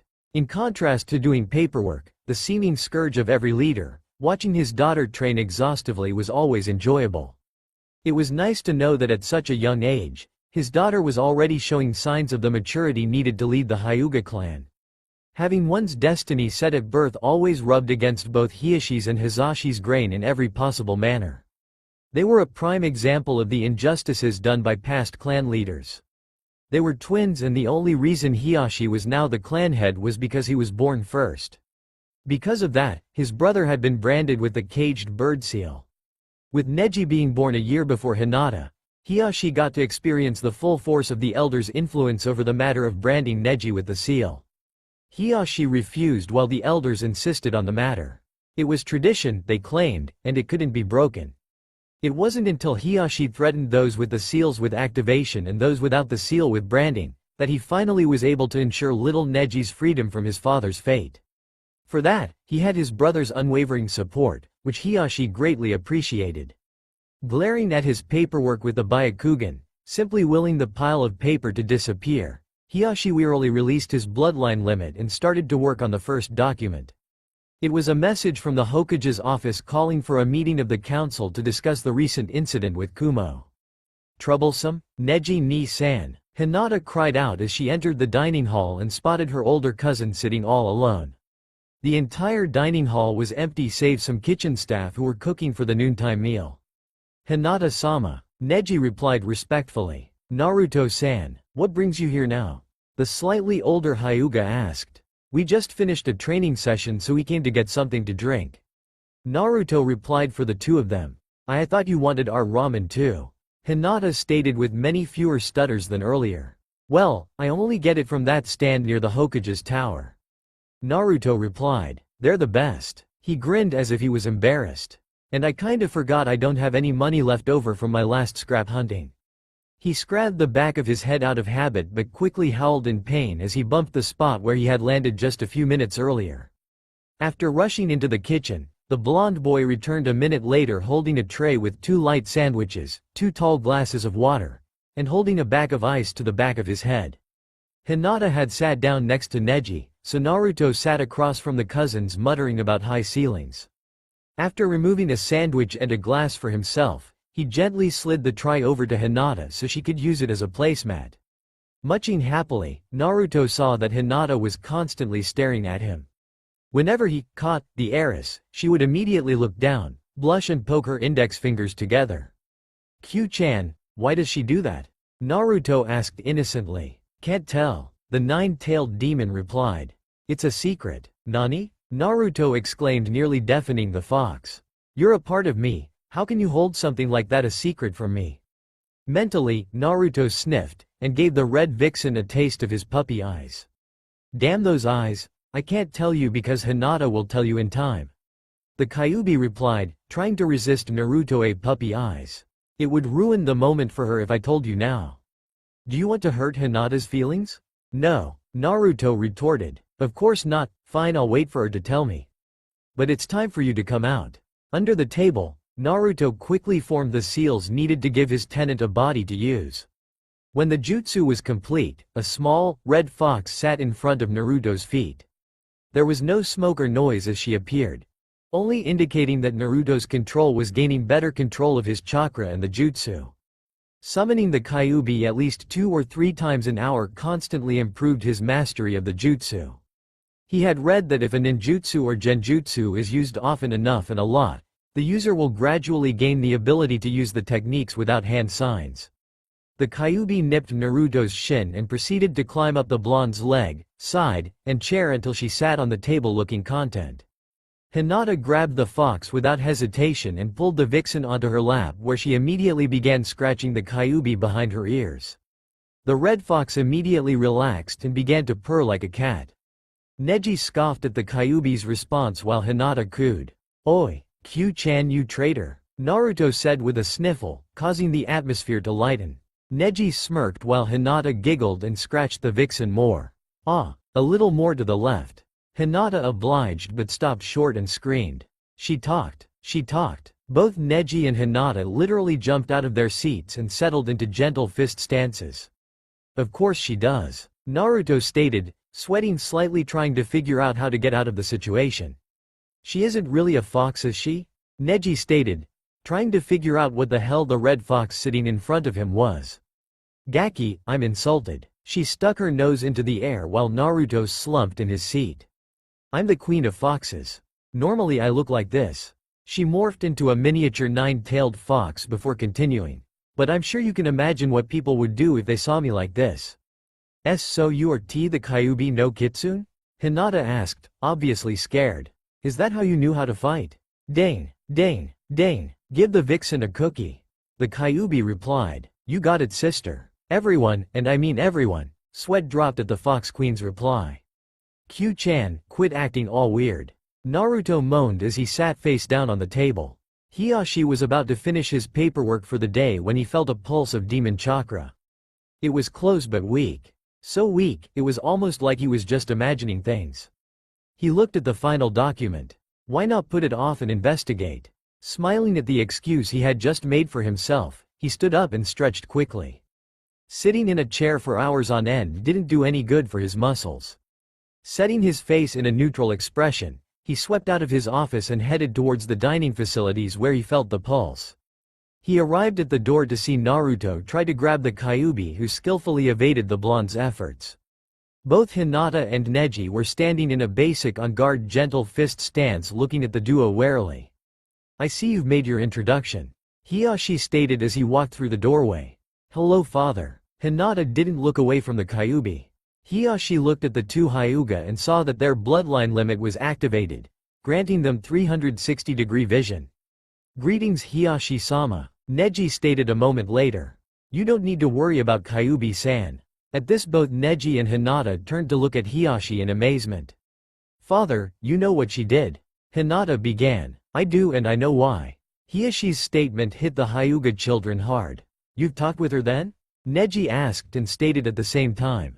With Naruto and the Hokage present. Hiyashi replied. We were trying to figure out why she wasn't attacking Konoha if she could get out. Get out of what, father? Hinata asked. You've been told that the Yondaime defeated the Kyuubi no Kitsune about 7 years ago at the cost of his own life. Hiyashi stated. He sealed me inside Naruto-kun with a forbidden technique. The fox darted through Naruto's guard and lifted his shirt up with one paw. Placing a second on the blonde's belly, she sent a minute pulse of chakra into him, revealing the seal. Hinata was the first to lower her guard, and when Neji saw that both Hiashi and Hinata seemed to trust the demon, then he too lowered his guard and sat back down. "So you aren't a demon like the villagers yell that you are?"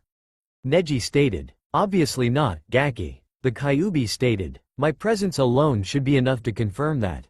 You're the genius of the Hyuga clan, use your brains for once today." That insult wounded Neji's pride to no end. "At least you can see the difference between the human and the demon living together," Hiashi said to Neji, trying to cheer him up a little. "There's a whole village of people along with many shinobi that don't have the brains to understand what you see." That's right, Neji ni-san," Hinata said to her cousin. "Getting a little familiar with each other What's the next step?" Hiashi joked and inwardly smiled with amusement as Hinata and Neji spewed the water they had been drinking, directly on Naruto and the Kyuubi. "Father, Hiashi-sama, I beg to differ. Thanks for the shower." The Kyuubi muttered and then began to shake herself dry, further soaking Naruto to the bone. "Why am I always on the losing end on these things?" Naruto cried to no one in particular as he felt the cold spray. The Sandaime Hokage of Konoha smirked as he saw Hinata and Neji come to accept both the blonde and the fox sealed inside him. Children who could understand Naruto would only help him. The fact that they were Hyuga and practically royalty only made Naruto's position better in the future. Unfortunately for the Hokage, not everything was going as swimmingly for him as it was for Naruto. The Uchiha clan was defiantly up to something. They were holding regular clan meetings for longer than they used to. In fact, it seemed as if they accomplished less and less in these meetings than normal. Uchiha efficiency was usually impeccable, but now it was a clue to something being amiss. Tiredly, he began to think of the possibilities present to him in dealing with the matter. The ones that he could think up didn't sit well with him. After all, killing a clan is a big deal. Sighing, he put the matter to rest in order to move on to more pressuring things. Like the Kumo attack, something seemed wrong as he reviewed the facts. No one on the patrols noticed anything in the hours and minutes before the fighting began. Even that statement seemed awkward. The Anbu were the cream of the cream and they couldn't detect a Jinchuuriki's presence? Even while unconscious in the Anbu prison, the kunoichi exuded power. Even a Chunin could sense her power, so why didn't the Anbu find her? Sarutobi walked out of his office still pondering these things and strode down the halls of the Hokage Tower. The council was meeting a floor below the Hokage's office to discuss the recent and bellicose actions against Konoha. As soon as Sarutobi swept into the room, the other members of the council stood in respect and waited for the leader of Konoha to sit before they did likewise. "I would like to call this meeting to order." The Hokage rumbled. "Anyone like to give a recap of what happened?" Danzo raised his one good arm and then spoke. "Kumo has recently engaged in offensive actions against the village during the time of peace. In addition to attempting to kidnap Hyuga Hinata, the heir to the Hyuga clan, they also attempted to spirit away the Kyuubi Jinchuuriki. During their assault on the Hyuga clan estate, both targets defended themselves against one Junin and one Jinchuuriki from Kumo. After aid arrived, both Kumo Nin were subdued and captured. The only damages were to a small section of the Hyuga clan estate where the Kyuubi Jinchuuriki was residing." Danzo finished with his statement and fell silent. "In the future, I request that Uzumaki Naruto not be referred to as the Kyuubi Jinchuuriki. He is a human being and has a name." Hiashi spoke up. "In addition, my brother found the Nibi Jinchuuriki, Niyugito, unconscious at Naruto's feet when he arrived. Other than that, I have nothing further to add to Danzo's statement." "Very well," Sarutobi said. "If anyone wishes to refer to a Jinchuuriki, please use the person's name." Danzo's eyes narrowed, as he knew this was deliberately pointed at him. "Now, please tell me what your opinion is about what Konoha should do in response to the recent events. I don't care what it is, just tell me. Retaliate with military assaults, targeting key support installations that Kumo relies on." Danzo immediately stated and then allowed others to speak. "Imprison the Kumo shinobi and interrogate them for further information." Uchiha Fugaku stated, "I believe that we may be able to learn of gaps in our defenses if we learn how they snuck into Konoha. This would be a great asset to our general security." We need to gain a non-threatening relationship with Kumo. Inuzuka Sume stated, I think that we should interrogate them mildly to see if we can sniff out any useful information. After that we release them to Kumo after a treaty is finalized. I think that our standing with Kumo would be better if we simply released them to Kumo and escorted them to the border. Akamichi Shuza added to the growing list of opinions. We can release the Junin to Kumo to gain some good faith, but keep ni Yugito. Nara Shikaku stated, Uzumaki Naruto is an enigma because he is a Jinchuriki.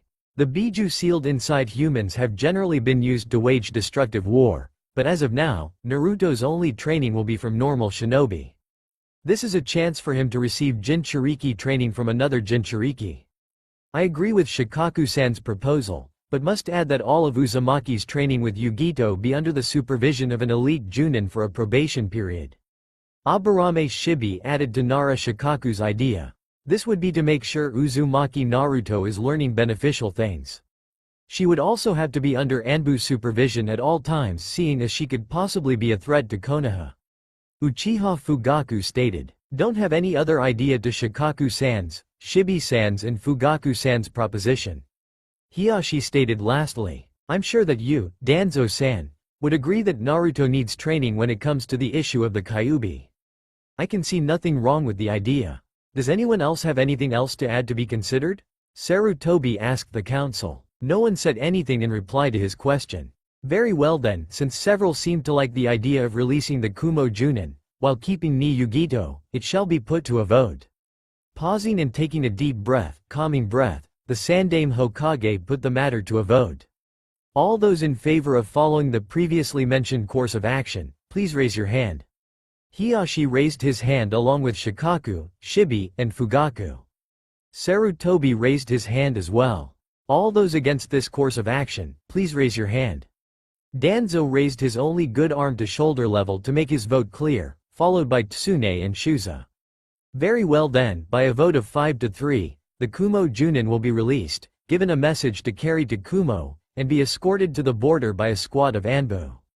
Ni Yugito, on the other hand, will remain in Konoha under Anbu's supervision for a probation period of a year. She will also train Uzumaki Naruto in the ways of the Jinchuriki and how to do battle with a Biju. This training will be under the supervision of at least one elite Junin, in addition to the Anbu squad assigned to shadow her. What troublesome accommodations will we provide ni Yugito? Shikaku asked, sounding bored out of his mind. We can't have her living in prison all the time, and I doubt that there is a family willing to welcome an enemy shinboy into their house. Danzo and several others looked at Hiyashi longer than the pupil less man liked. May I help you? He asked in a dangerous, calm and cold voice. I thought that you would be the first to welcome this one into your home like the last one. Danzo said with a small smile. That's quite enough, Danzo, you may excuse yourself from this table. The Sandaime's eyes had hard steel in them, making it known to the crippled old man the dangerous territory he was standing in. I feel that your presence is no longer welcome.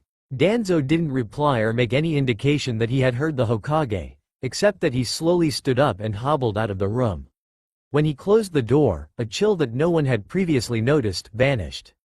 It was as if Danzo was the one exuding coldness throughout the entire meeting. What message shall we send to Kumo with the Junin we release? Sume asked, glad that the war-obsessed cripple, Danzo had left the room. Everyone unconsciously became more relaxed and comfortable without him there. A simple letter of our intentions and wishes for peace should suffice. Hiyashi stated, I don't think that they need a wordy explanation. They are, after all, the ones who could have ignited the Fourth Shinobi War. I concur with Hiyashi-san.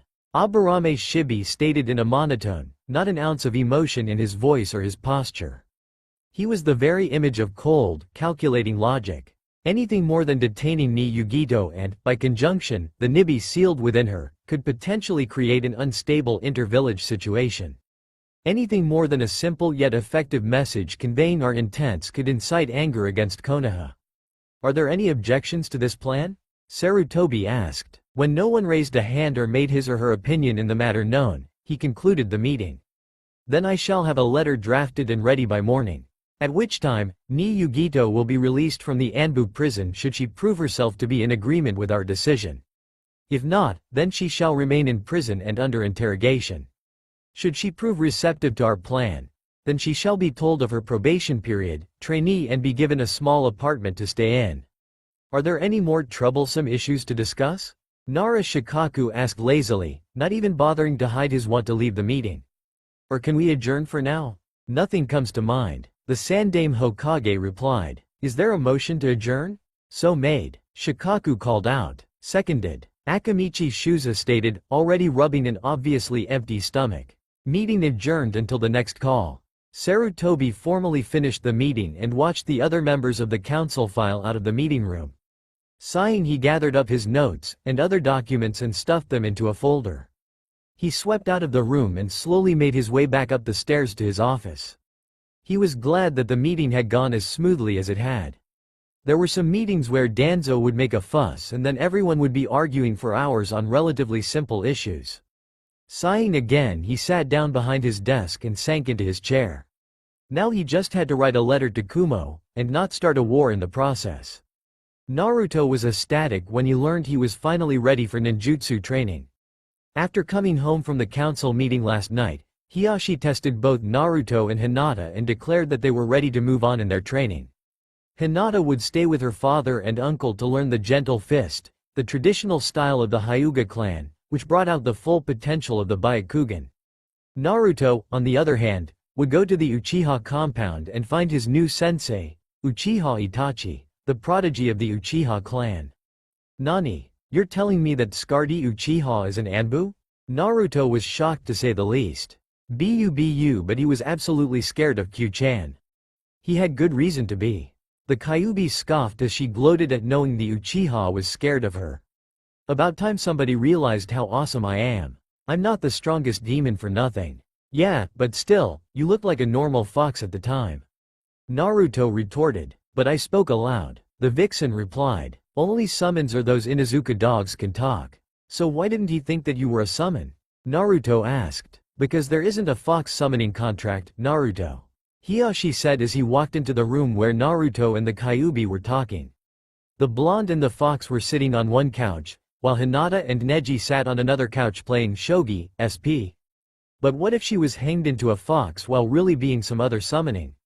A curious blonde asked. No self-respecting animal summon would allow themselves to be hanged into another animal unless needed for in battle.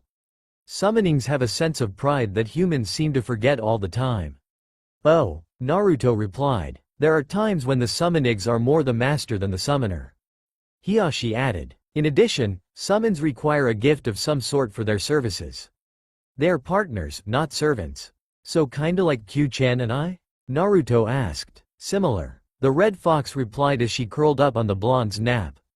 Click. Flash. Ah, what a perfect moment. All four of you look so cute. Hinata's mom, who Naruto found out was named Hana, crooned over the three young children and one absolutely adorable millennia-old demon fox. Gah, I'm blind. Naruto staggered around the room wildly trying to rub the after images from his eyes. The Kyuubi was sprawled unceremoniously on the ground, with her tail significantly higher than her head. Hinata giggled at the sight while Neji sighed. Although the blonde was worth keeping around, he did have moments where Neji questioned his uncle's decision. The flashes and clicks kept coming until Hana ran out of film in her camera. Taking pictures of the children was a lot of fun, and offered countless blackmailing opportunities when they grew older.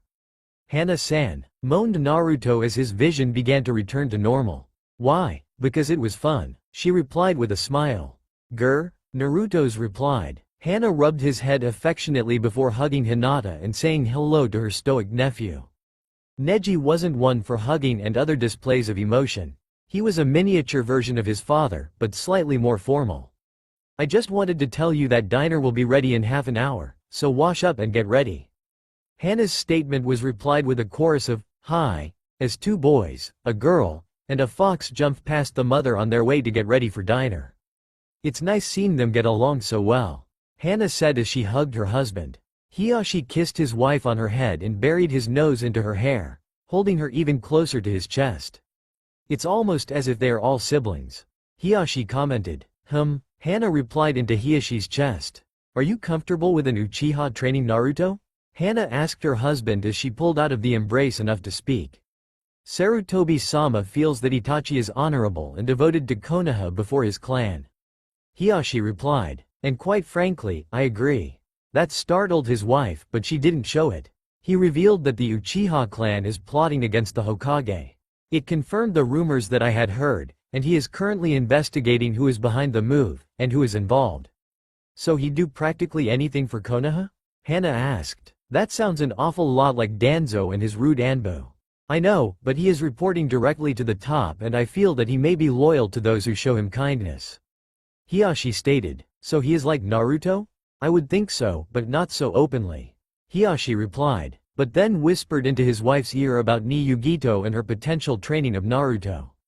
If either one of his new senseis decided to harm Naruto, there wasn't much that the blonde would be able to do, reasoned Hana. A well-trained Jinchuriki and the Uchiha prodigy. Both strong shinobi came from factions that didn't like the Hyugas. Someone might just try to take revenge on the Hyugas by harming Naruto. It was a possibility, after all. Dinner that night was quieter than normal, but that was to be expected. Hinata and Naruto were at important transition points in their ninja training. Both 7-year-olds went to bed early so they could be ready for whatever tomorrow brought. Naruto woke up the next morning to the incessant ringing of his alarm clock. He was about to use a chakra-reinforced right-hand smash to shut it up, but a red paw beat him to it.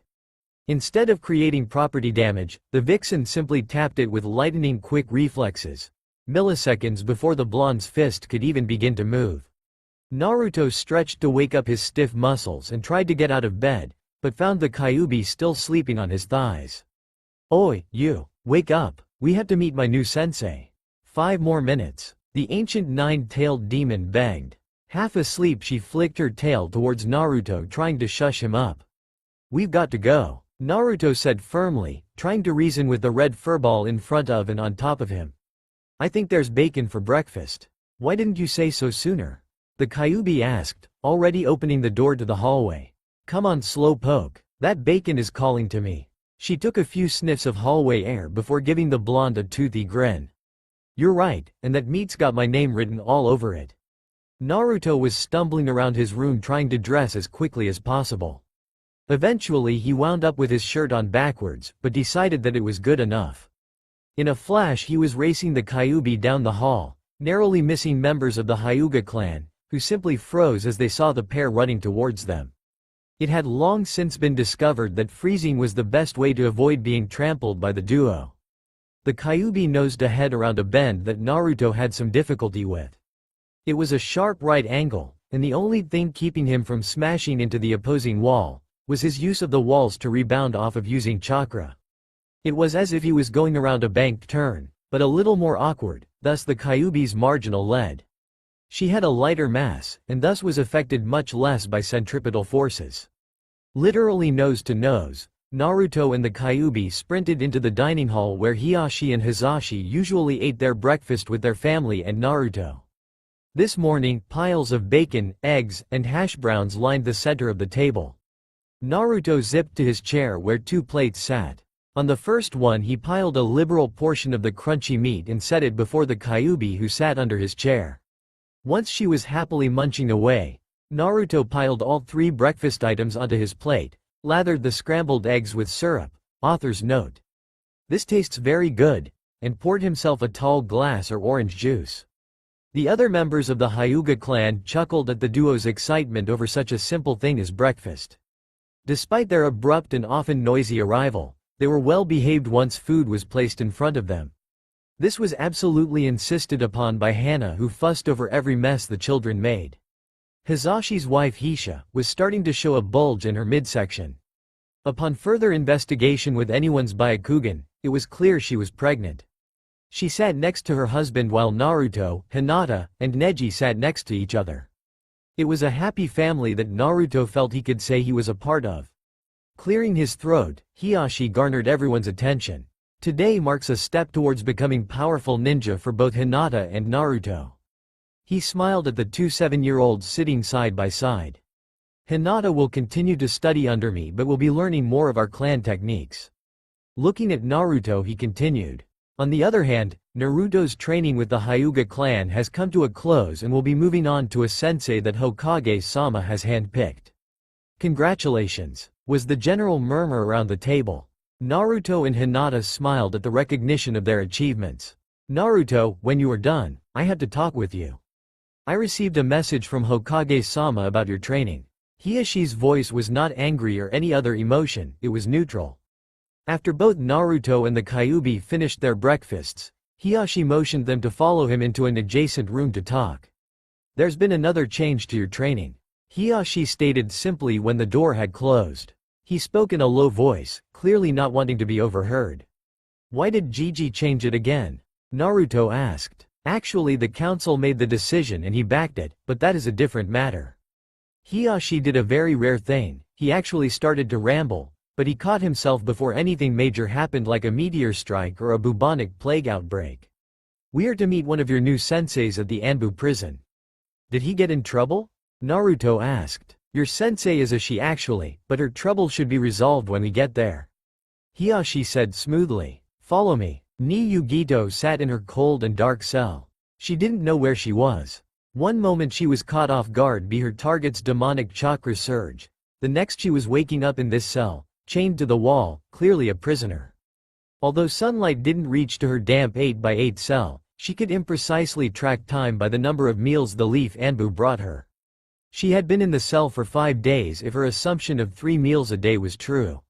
Or maybe her time in the cell was more, since she had been knocked out. The Anbu didn't give her any indication that they even heard her questions. They simply walked in and placed a tray of food within her reach and then left. They came in pairs, one to cover the doorway and their partner, while the second moved forward to give her her meal. Today didn't seem any different, except that there was no food, and a full 4-man Anbu squad entered her cell. Yugito was nervous by the show of force that the leaf was presenting her. Despite the fact that she was chained loosely to the wall and both her and the Nibi's chakra was sealed away, the Anbu didn't take any chances with their Jinchuriki prisoner. A moment after the last Anbu got into his, or maybe it was a she, place and a man in white robes walked in. He used a cane and was smoking a pipe. He was easily 60 years old and was wearing a hat with the kanji for fire on it. He was Konoha's Sandaime Hokage. Kitten, you are so going to die. Shut up. Yugito snarled at the two-tailed demon cat inside her head. Worry flashed across the 15-year-old Jinchuriki's face as Sarutobi walked closer to her. As he advanced, she retreated until her back touched the cold stone wall and had nowhere left to go. I'm not here to hurt you, Sarutobi said in a kind voice. You're going to kill me, aren't you? Yugito accused the wizened old man, ignoring his words.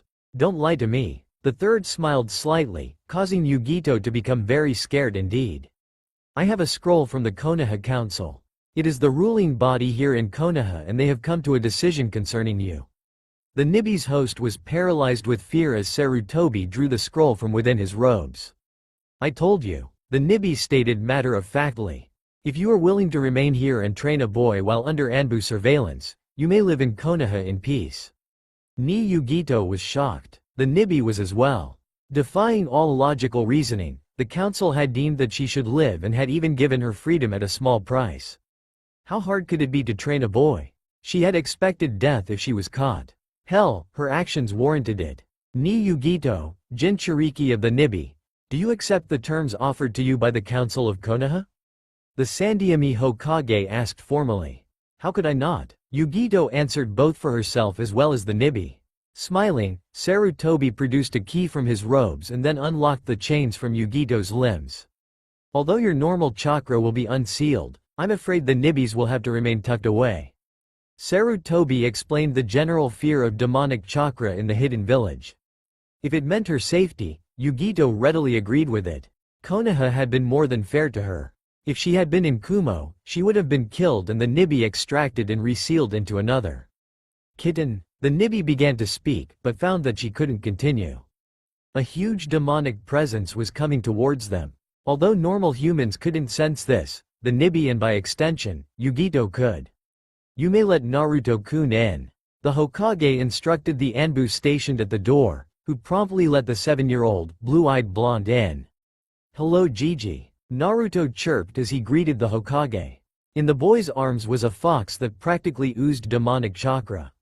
"Are you Yugito sensei?" he asked hesitantly, looking at the Kumo kunoichi. "This is ni Yugito, Naruto." Sarutobi began as the fox sniffed the air. "She's got Nibi-san sealed inside her," the Kyuubi said in a smooth voice. Or why you the Nine Tails?" Yugito asked, fearful of the red fox. "The one and only Kyuubi no Kitsune at your service." The vixen answered with a slight bow and a flourish of her tail. Scampering over to the Kumo kunoichi, the Kyuubi sniffed her over. "I like her better than that Scardy Uchiha," she stated as she jumped into the blonde's arms and draped herself around his neck like a scarf. Naruto scratched the Kyuubi behind her ears absent-mindedly as Sarutobi introduced him. "Yugito-san, this is Uzumaki Naruto." He paused for a moment. "He is the Jinchuriki of the Kyuubi no Kitsune. Nice to meet you, Yugito-sensei." Naruto stuck out a hand to shake hers. Just before Yugito shook the younger blonde's hand, the Kyuubi walked down Naruto's arm and put a paw out inside Naruto's palm. Yugito shook both paw and hand in one go and then stood up.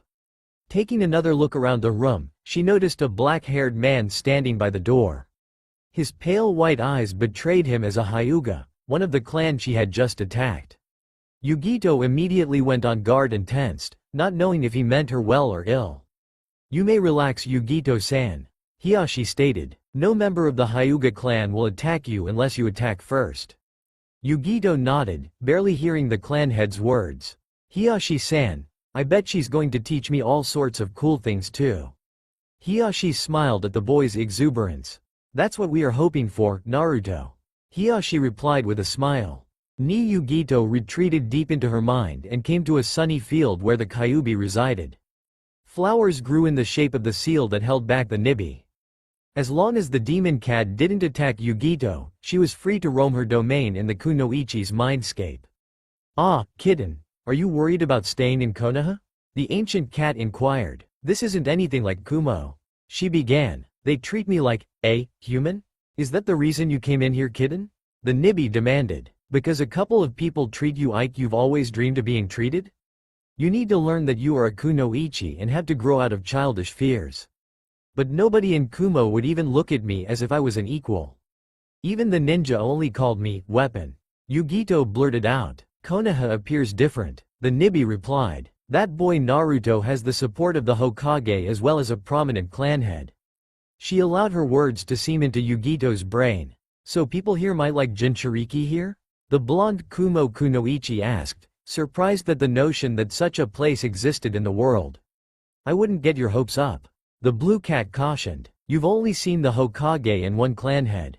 If I remember correctly, Konoha is less strict than Kumo. The villagers might not believe the same things that the Hokage does." "Way to ruin my hopes," Yugito muttered darkly. "I'm only being realistic," the Nibi replied. "Now get back out there." Yugito's vision swirled as she left her mindscape and became aware of her surroundings. Her vision stabilized, she found herself riding on the back of a large furry animal. Upon further investigation, it was a large red fox. More specifically, she was riding the Kyuubi like a horse. "Wait, what? The Kyuubi was tiny, could she change size?" "Damn right I can change size." The Kyuubi growled in her wolf-sized form as if reading Yugito's thoughts. "I've got about 2 tails of chakra to work with." Ni Yugito and the Nibi froze at the Kyuubi's seemingly casual statement. "That's the same amount as Nibi," Yugito exclaimed. "Yes, and it's less than 2/9 of my chakra." The Kyuubi enjoyed scaring the older Jinchuriki. "So the number of tails represents the strength and chakra capacities of all the Biju?" Naruto asked upon hearing the Kyuubi's words. "Somewhat, but there are other demons with multiple tails," the Kyuubi replied. "So there could be a 10-tailed cat?" Naruto asked. "No," the demon fox replied. "The Biju are the strongest demon of their animal type. Since I am the strongest of the Biju, there could be a fox-type demon with 8 tails. If I died or somehow lost a tail of power, another fox could claim the title of Biju. So each type of animal demon is a kingdom with the Biju as the king or queen in both your cases," Sarutobi said to the Nibi and Kyuubi, trying to understand what the fox queen had said. "You could put it in those words, I suppose," the red oversized vixen replied. It doesn't capture the intricacies of the demon hierarchies, but it is a working illustration. The only thing I would add is that the title of Biju doesn't necessarily pass down through a family, although it is a possibility. I never knew that. Yugito murmured loudly enough for everyone to hear. None of us did, Sarutobi stated, trying to make her feel less left out. Yes, but I've been talking with Nibi for nearly 10 years. Yugito exclaimed. She never told me about stuff like this before. Can you stand and walk, Yugito-sensei? Naruto asked. The Kyuubi stopped at the entrance to the Anbu prison. She didn't want to walk around Konoha varying shapes and sizes. It would probably incite a riot and endanger her Naruto-kun. Hiyashi helped Yugito to her feet as she dismounted the Kyuubi. He made sure that she could stand on her 2 feet before moving away. Thank you Hiyashi-sama, I think I can walk. Thank you Kyuubi-sama, it's Kyuubi-san. The fox corrected the girl and licked her face at the same time. She then shrank to her original size and with a running leap, scampered her way up Naruto's side and settled down around his neck. She draped her hind and forelegs limply and relaxed. Satisfied with the current situation, Sarutobi left the Anbu prison with Yugito and the Anbu guard following. Hiyashi took Naruto and the Kyuubi to a training ground to meet the famous Uchiha Itachi. Uchiha Itachi was doing a very un-Uchiha-like thing. He was sneaking out of the Uchiha compound, and it was easier said than done. Being a highly recognizable prodigy of the clan, along with the fact he was the heir to the clan, didn't make his job any easier. Itachi. He heard his father's voice calling to him.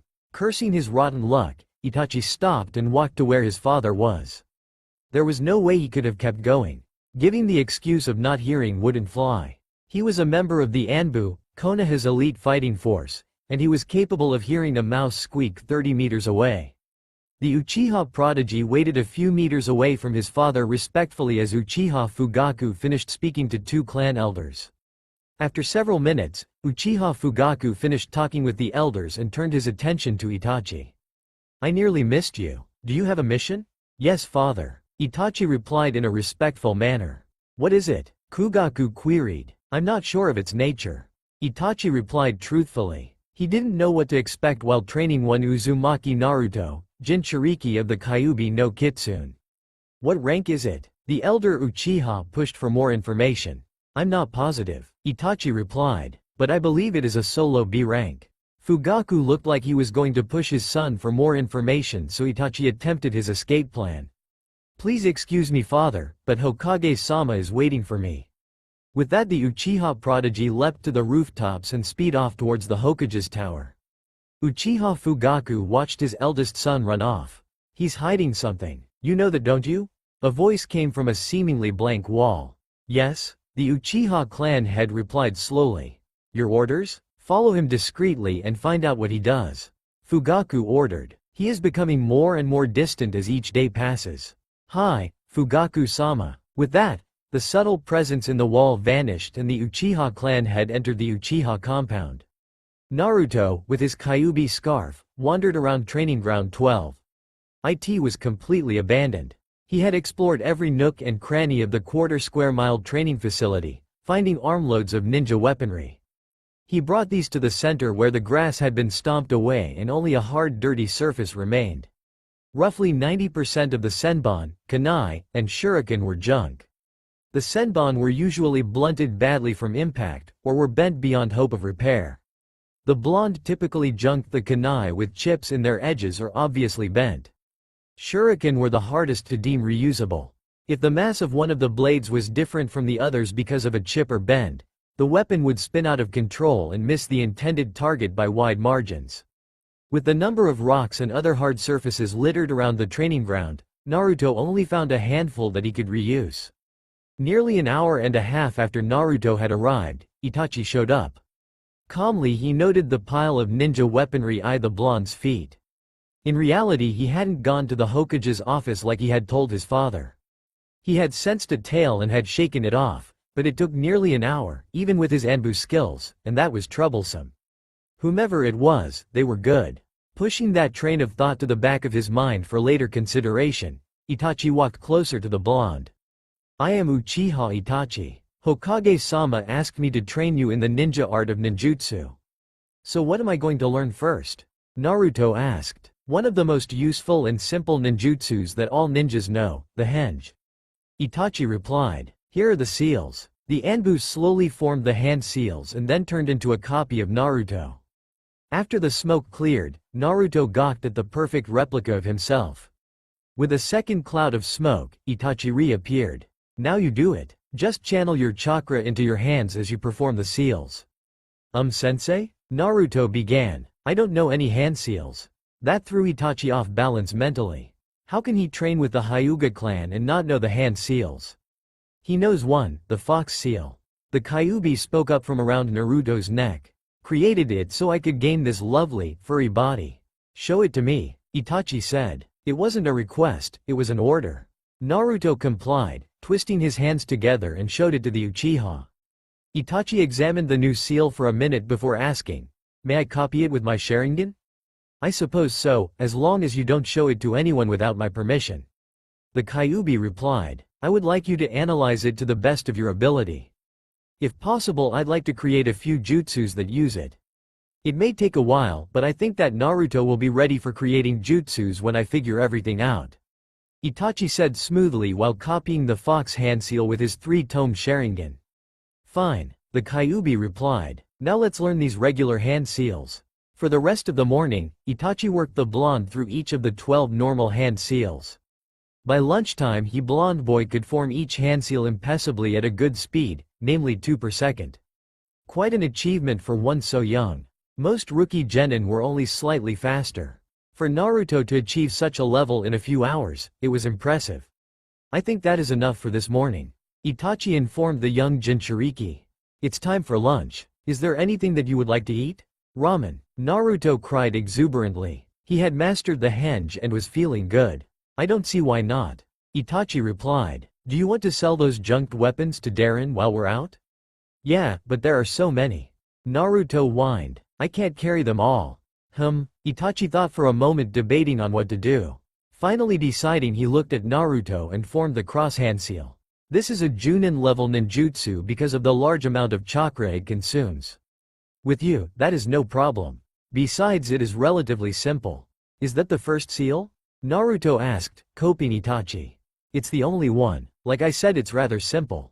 Itachi replied. This is called the Kage Bushin no Jutsu. Naruto silently channeled a large amount of chakra through the seal. He poured roughly 30% of his chakra into the jutsu and was rewarded with 10 pops and 10 clouds of smoke. When the clouds disappeared, 10 copies of the blonde stood blinking and looking at each other. Alright everyone, listen up. Itachi caught all the blonde's attention. Everyone is going to henge into a civilian and then carry some scrap to Darren's. The clones and the originals scrambled to follow their sensei's orders. They all disappeared in clouds of smoke and then reappeared as various civilians, all kids. They picked up all the scrap metal and ran through Konoha with an armload of black ninja tools. As soon as they were safely inside Darren's smithy, they dropped their henges and deposited their loads into the appropriate area. With this latest delivery of high-quality scrap metal, Darren was quite happy.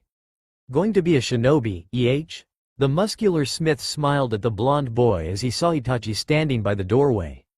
If you keep bringing me these, he gestured to the pile or assorted, junk kunai, shuriken and senbon. When you need a specialty weapon, come to me. I'll forge you any weapon you'd like. Naruto's eyes widened at the generous offer. Specialty weaponry was very expensive due to the skills and high-quality materials required. Thank you, sir. Naruto exclaimed. Darren smiled at the boy's appreciation for his offer. Leaving the smithy with a smile on his face, Naruto followed Itachi to the nearest ramen stand. If the owners of the stand were demon haters, they didn't show it at all. The fact that Itachi, the heir to the Uchiha clan, was with the blonde, practically forced them to serve him and treat him nicely. Their lunch was uneventful, if you could call 8 bowls of ramen uneventful. By the time Naruto was done, he couldn't eat another bite if his life depended on it. The Kyuubi finished licking the last of his bowls clean when Naruto had recovered now to continue training. With only an hour since they left training ground 12, the trio, remember the Kyuubi, returned and Itachi began to lecture Naruto on the Kage Bushin no Jutsu. One of the many advantages of the Kage Bushin is that it is a physical clone of you. Itachi began. These clones can fight, perform jutsus, think independently, and even learn. Learn? Naruto asked. Yes, I think that this requires a demonstration. Itachi replied and created a single shadow clone. Now just use less chakra than last time and try to create only one clone. The blonde closed his eyes in concentration and formed the seal. A moment later, 2 kuds of smoke disappeared, revealing 2 blonde clones. Not bad, commented Itachi's clone. Both of you, he pointed at Naruto's 2 clones, follow me. They disappeared into the wars, and a moment later Itachi asked, who won? You cheated with your eyes, sensei. Naruto replied automatically. Wait, how do I know that? Whenever your clones learn, you learn as well. Itachi replied. As you can see, they are useful for Mei purposes. The jutsu was originally created as a scouting and recon methods, so one could send a clone to investigate deadly areas without worry in order to gather information. When your clone dispels, you learn everything that they learned. That's cool, Naruto replied. Would it be possible for me to use this ninjutsu? The Kyuubi asked. Itachi would have jumped if he hadn't been trained as an Anbu. The Kyuubi was sitting less than a meter from his feet. Looks like I can suppress my presence even in this body. It might be possible for you, Kyuubi-san. Itachi answered. Oh, you remembered. I respect your power, Kyuubi-san. Itachi replied without looking at the fox. I don't want to cross you. Very wise. The vixen said with a toothy grin. I wonder what would happen if Konoha was surrounded by 10 Mis. Freak out most likely. Naruto commented. So what else are you going to teach me? Naruto, to learn a Chunin level forbidden jutsu in a day is an impressive feat. Itachi replied. But before we move on, I'd like to make sure that you can bring out the full potential to the shadow clone. So you're a quality over quantity type of person when it comes to ninjutsu? Naruto asked sourly, re-ally looking forward to learning more ninjutsu. Not at all, Naruto. Itachi replied. Then why not teach me more today? Naruto asked. I can already use the henge and shadow clones, so why not move on to another cool ninjutsu? When you have gained a good level of accomplishment with the Kage Bushin no Jutsu, I can teach you many more ninjutsus.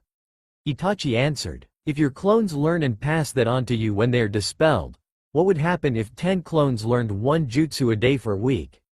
Naruto was silent for a minute before a spark in his eyes grew to a vigorous bonfire. I'd learn like 70 jutsus in a week. Naruto exclaimed. Exactly. Itachi replied. Then let's get hopping. Naruto yelled as he graded 5 clones and began to prefect the shadow clones. Naruto trudged home to the Hyuga clan estate from training ground 12. Although he wasn't physically tired, the mental strain of absorbing the memories of countless clones had left him in a daze. What a slave driver, complained Naruto mentally to the red fox that was walking next to him. Instead of hanging around the blonde's neck, the Kyuubi was on guard at his side ready for anything. Unfortunately for the duo, the Kyuubi's precautions were necessary. As soon as he had parted ways with Itachi, villagers had started to follow him. Block by block, more and more left what they were doing and followed him with a baleful glint in their eyes. Soon pebbles and small rocks pelted the blonde, but the 7-year-old didn't pay any attention to these missiles. They hurt, yes, but the Kyuubi's healing processes didn't take long to nullify the effects of the impacts. Gradually the chanting of "Die Demon" grew and larger, fist-sized. Stones were being hurled at high speeds towards the relatively defenseless boy. Kit, the Kyuubi growled under her breath as she faced the crowd and walked backwards at the same speed as Naruto. I know, Naruto replied, but I don't want to hurt them. You may not have a choice. The Kyuubi muttered a few select curses that would make any sailor worth his salts cringe. In front of Naruto, a second crowd of villagers cut him off, trapping the boy and the fox. At this point a kunai sailed towards Naruto, who dodged, barely. The rusted and chipped ninja weapon seemed to be a signal of some sort and all hell broke loose. Jiraiya, the toad Sannin, and self-proclaimed super pervert was enjoying a cold bottle of sake after a very productive afternoon. Konoha's women always gave him the best research material. The curves, the measurements that seemed to be impossible. The Sannin let out a small, tiny, perverted giggle as he thought back to his quality peeping time at the local public bathhouse. He was halfway into dream mode when a pebble hit him squarely in the back of his head. Damn Gaki. He muttered and whipped around trying to find the one responsible for taking away the beautiful girls dancing before his eyes. Instead, the sight he beheld was barely comprehensible to the legendary ninja. Konoha's villagers were yelling and screaming at a small boy. Pebbles and rocks filled the air and hit him squarely all over his body, yet the kid just stood there and took the abuse. In fact, it didn't look like the kid even felt the blows. Suddenly a kunai flew from the crowd and nicked the boy on the neck. If he blonde hadn't dodged, he would have had a metal throat. Time seemed to slow down as the kunai approached the kid. For the first time since Jiraiya had clapped eyes on the boy, he looked up to track the weapon. His blue eyes flashed with determination as he snapped to the side in just enough time to avoid a deadly blow. The boy's cheeks, previously hidden by his bangs, were exposed and revealed 3 scars on each side of his face that looked like scars. Those marks. Flashback. So this is Minato's son? Jiraiya asked the Sandaime Hokage, his sensei. Minato sealed the 9 tails inside his son? Yes. Sarutobi answered and then held up the child so that the Sannin could see his face. 3 perfect scars marred his otherwise blemish-free skin on each cheek. They looked like whiskers. End flashback. Suddenly all hell broke loose and the crowd charged the boy and his fox. That's all for now. If you enjoy this video, then please like, share and do comments.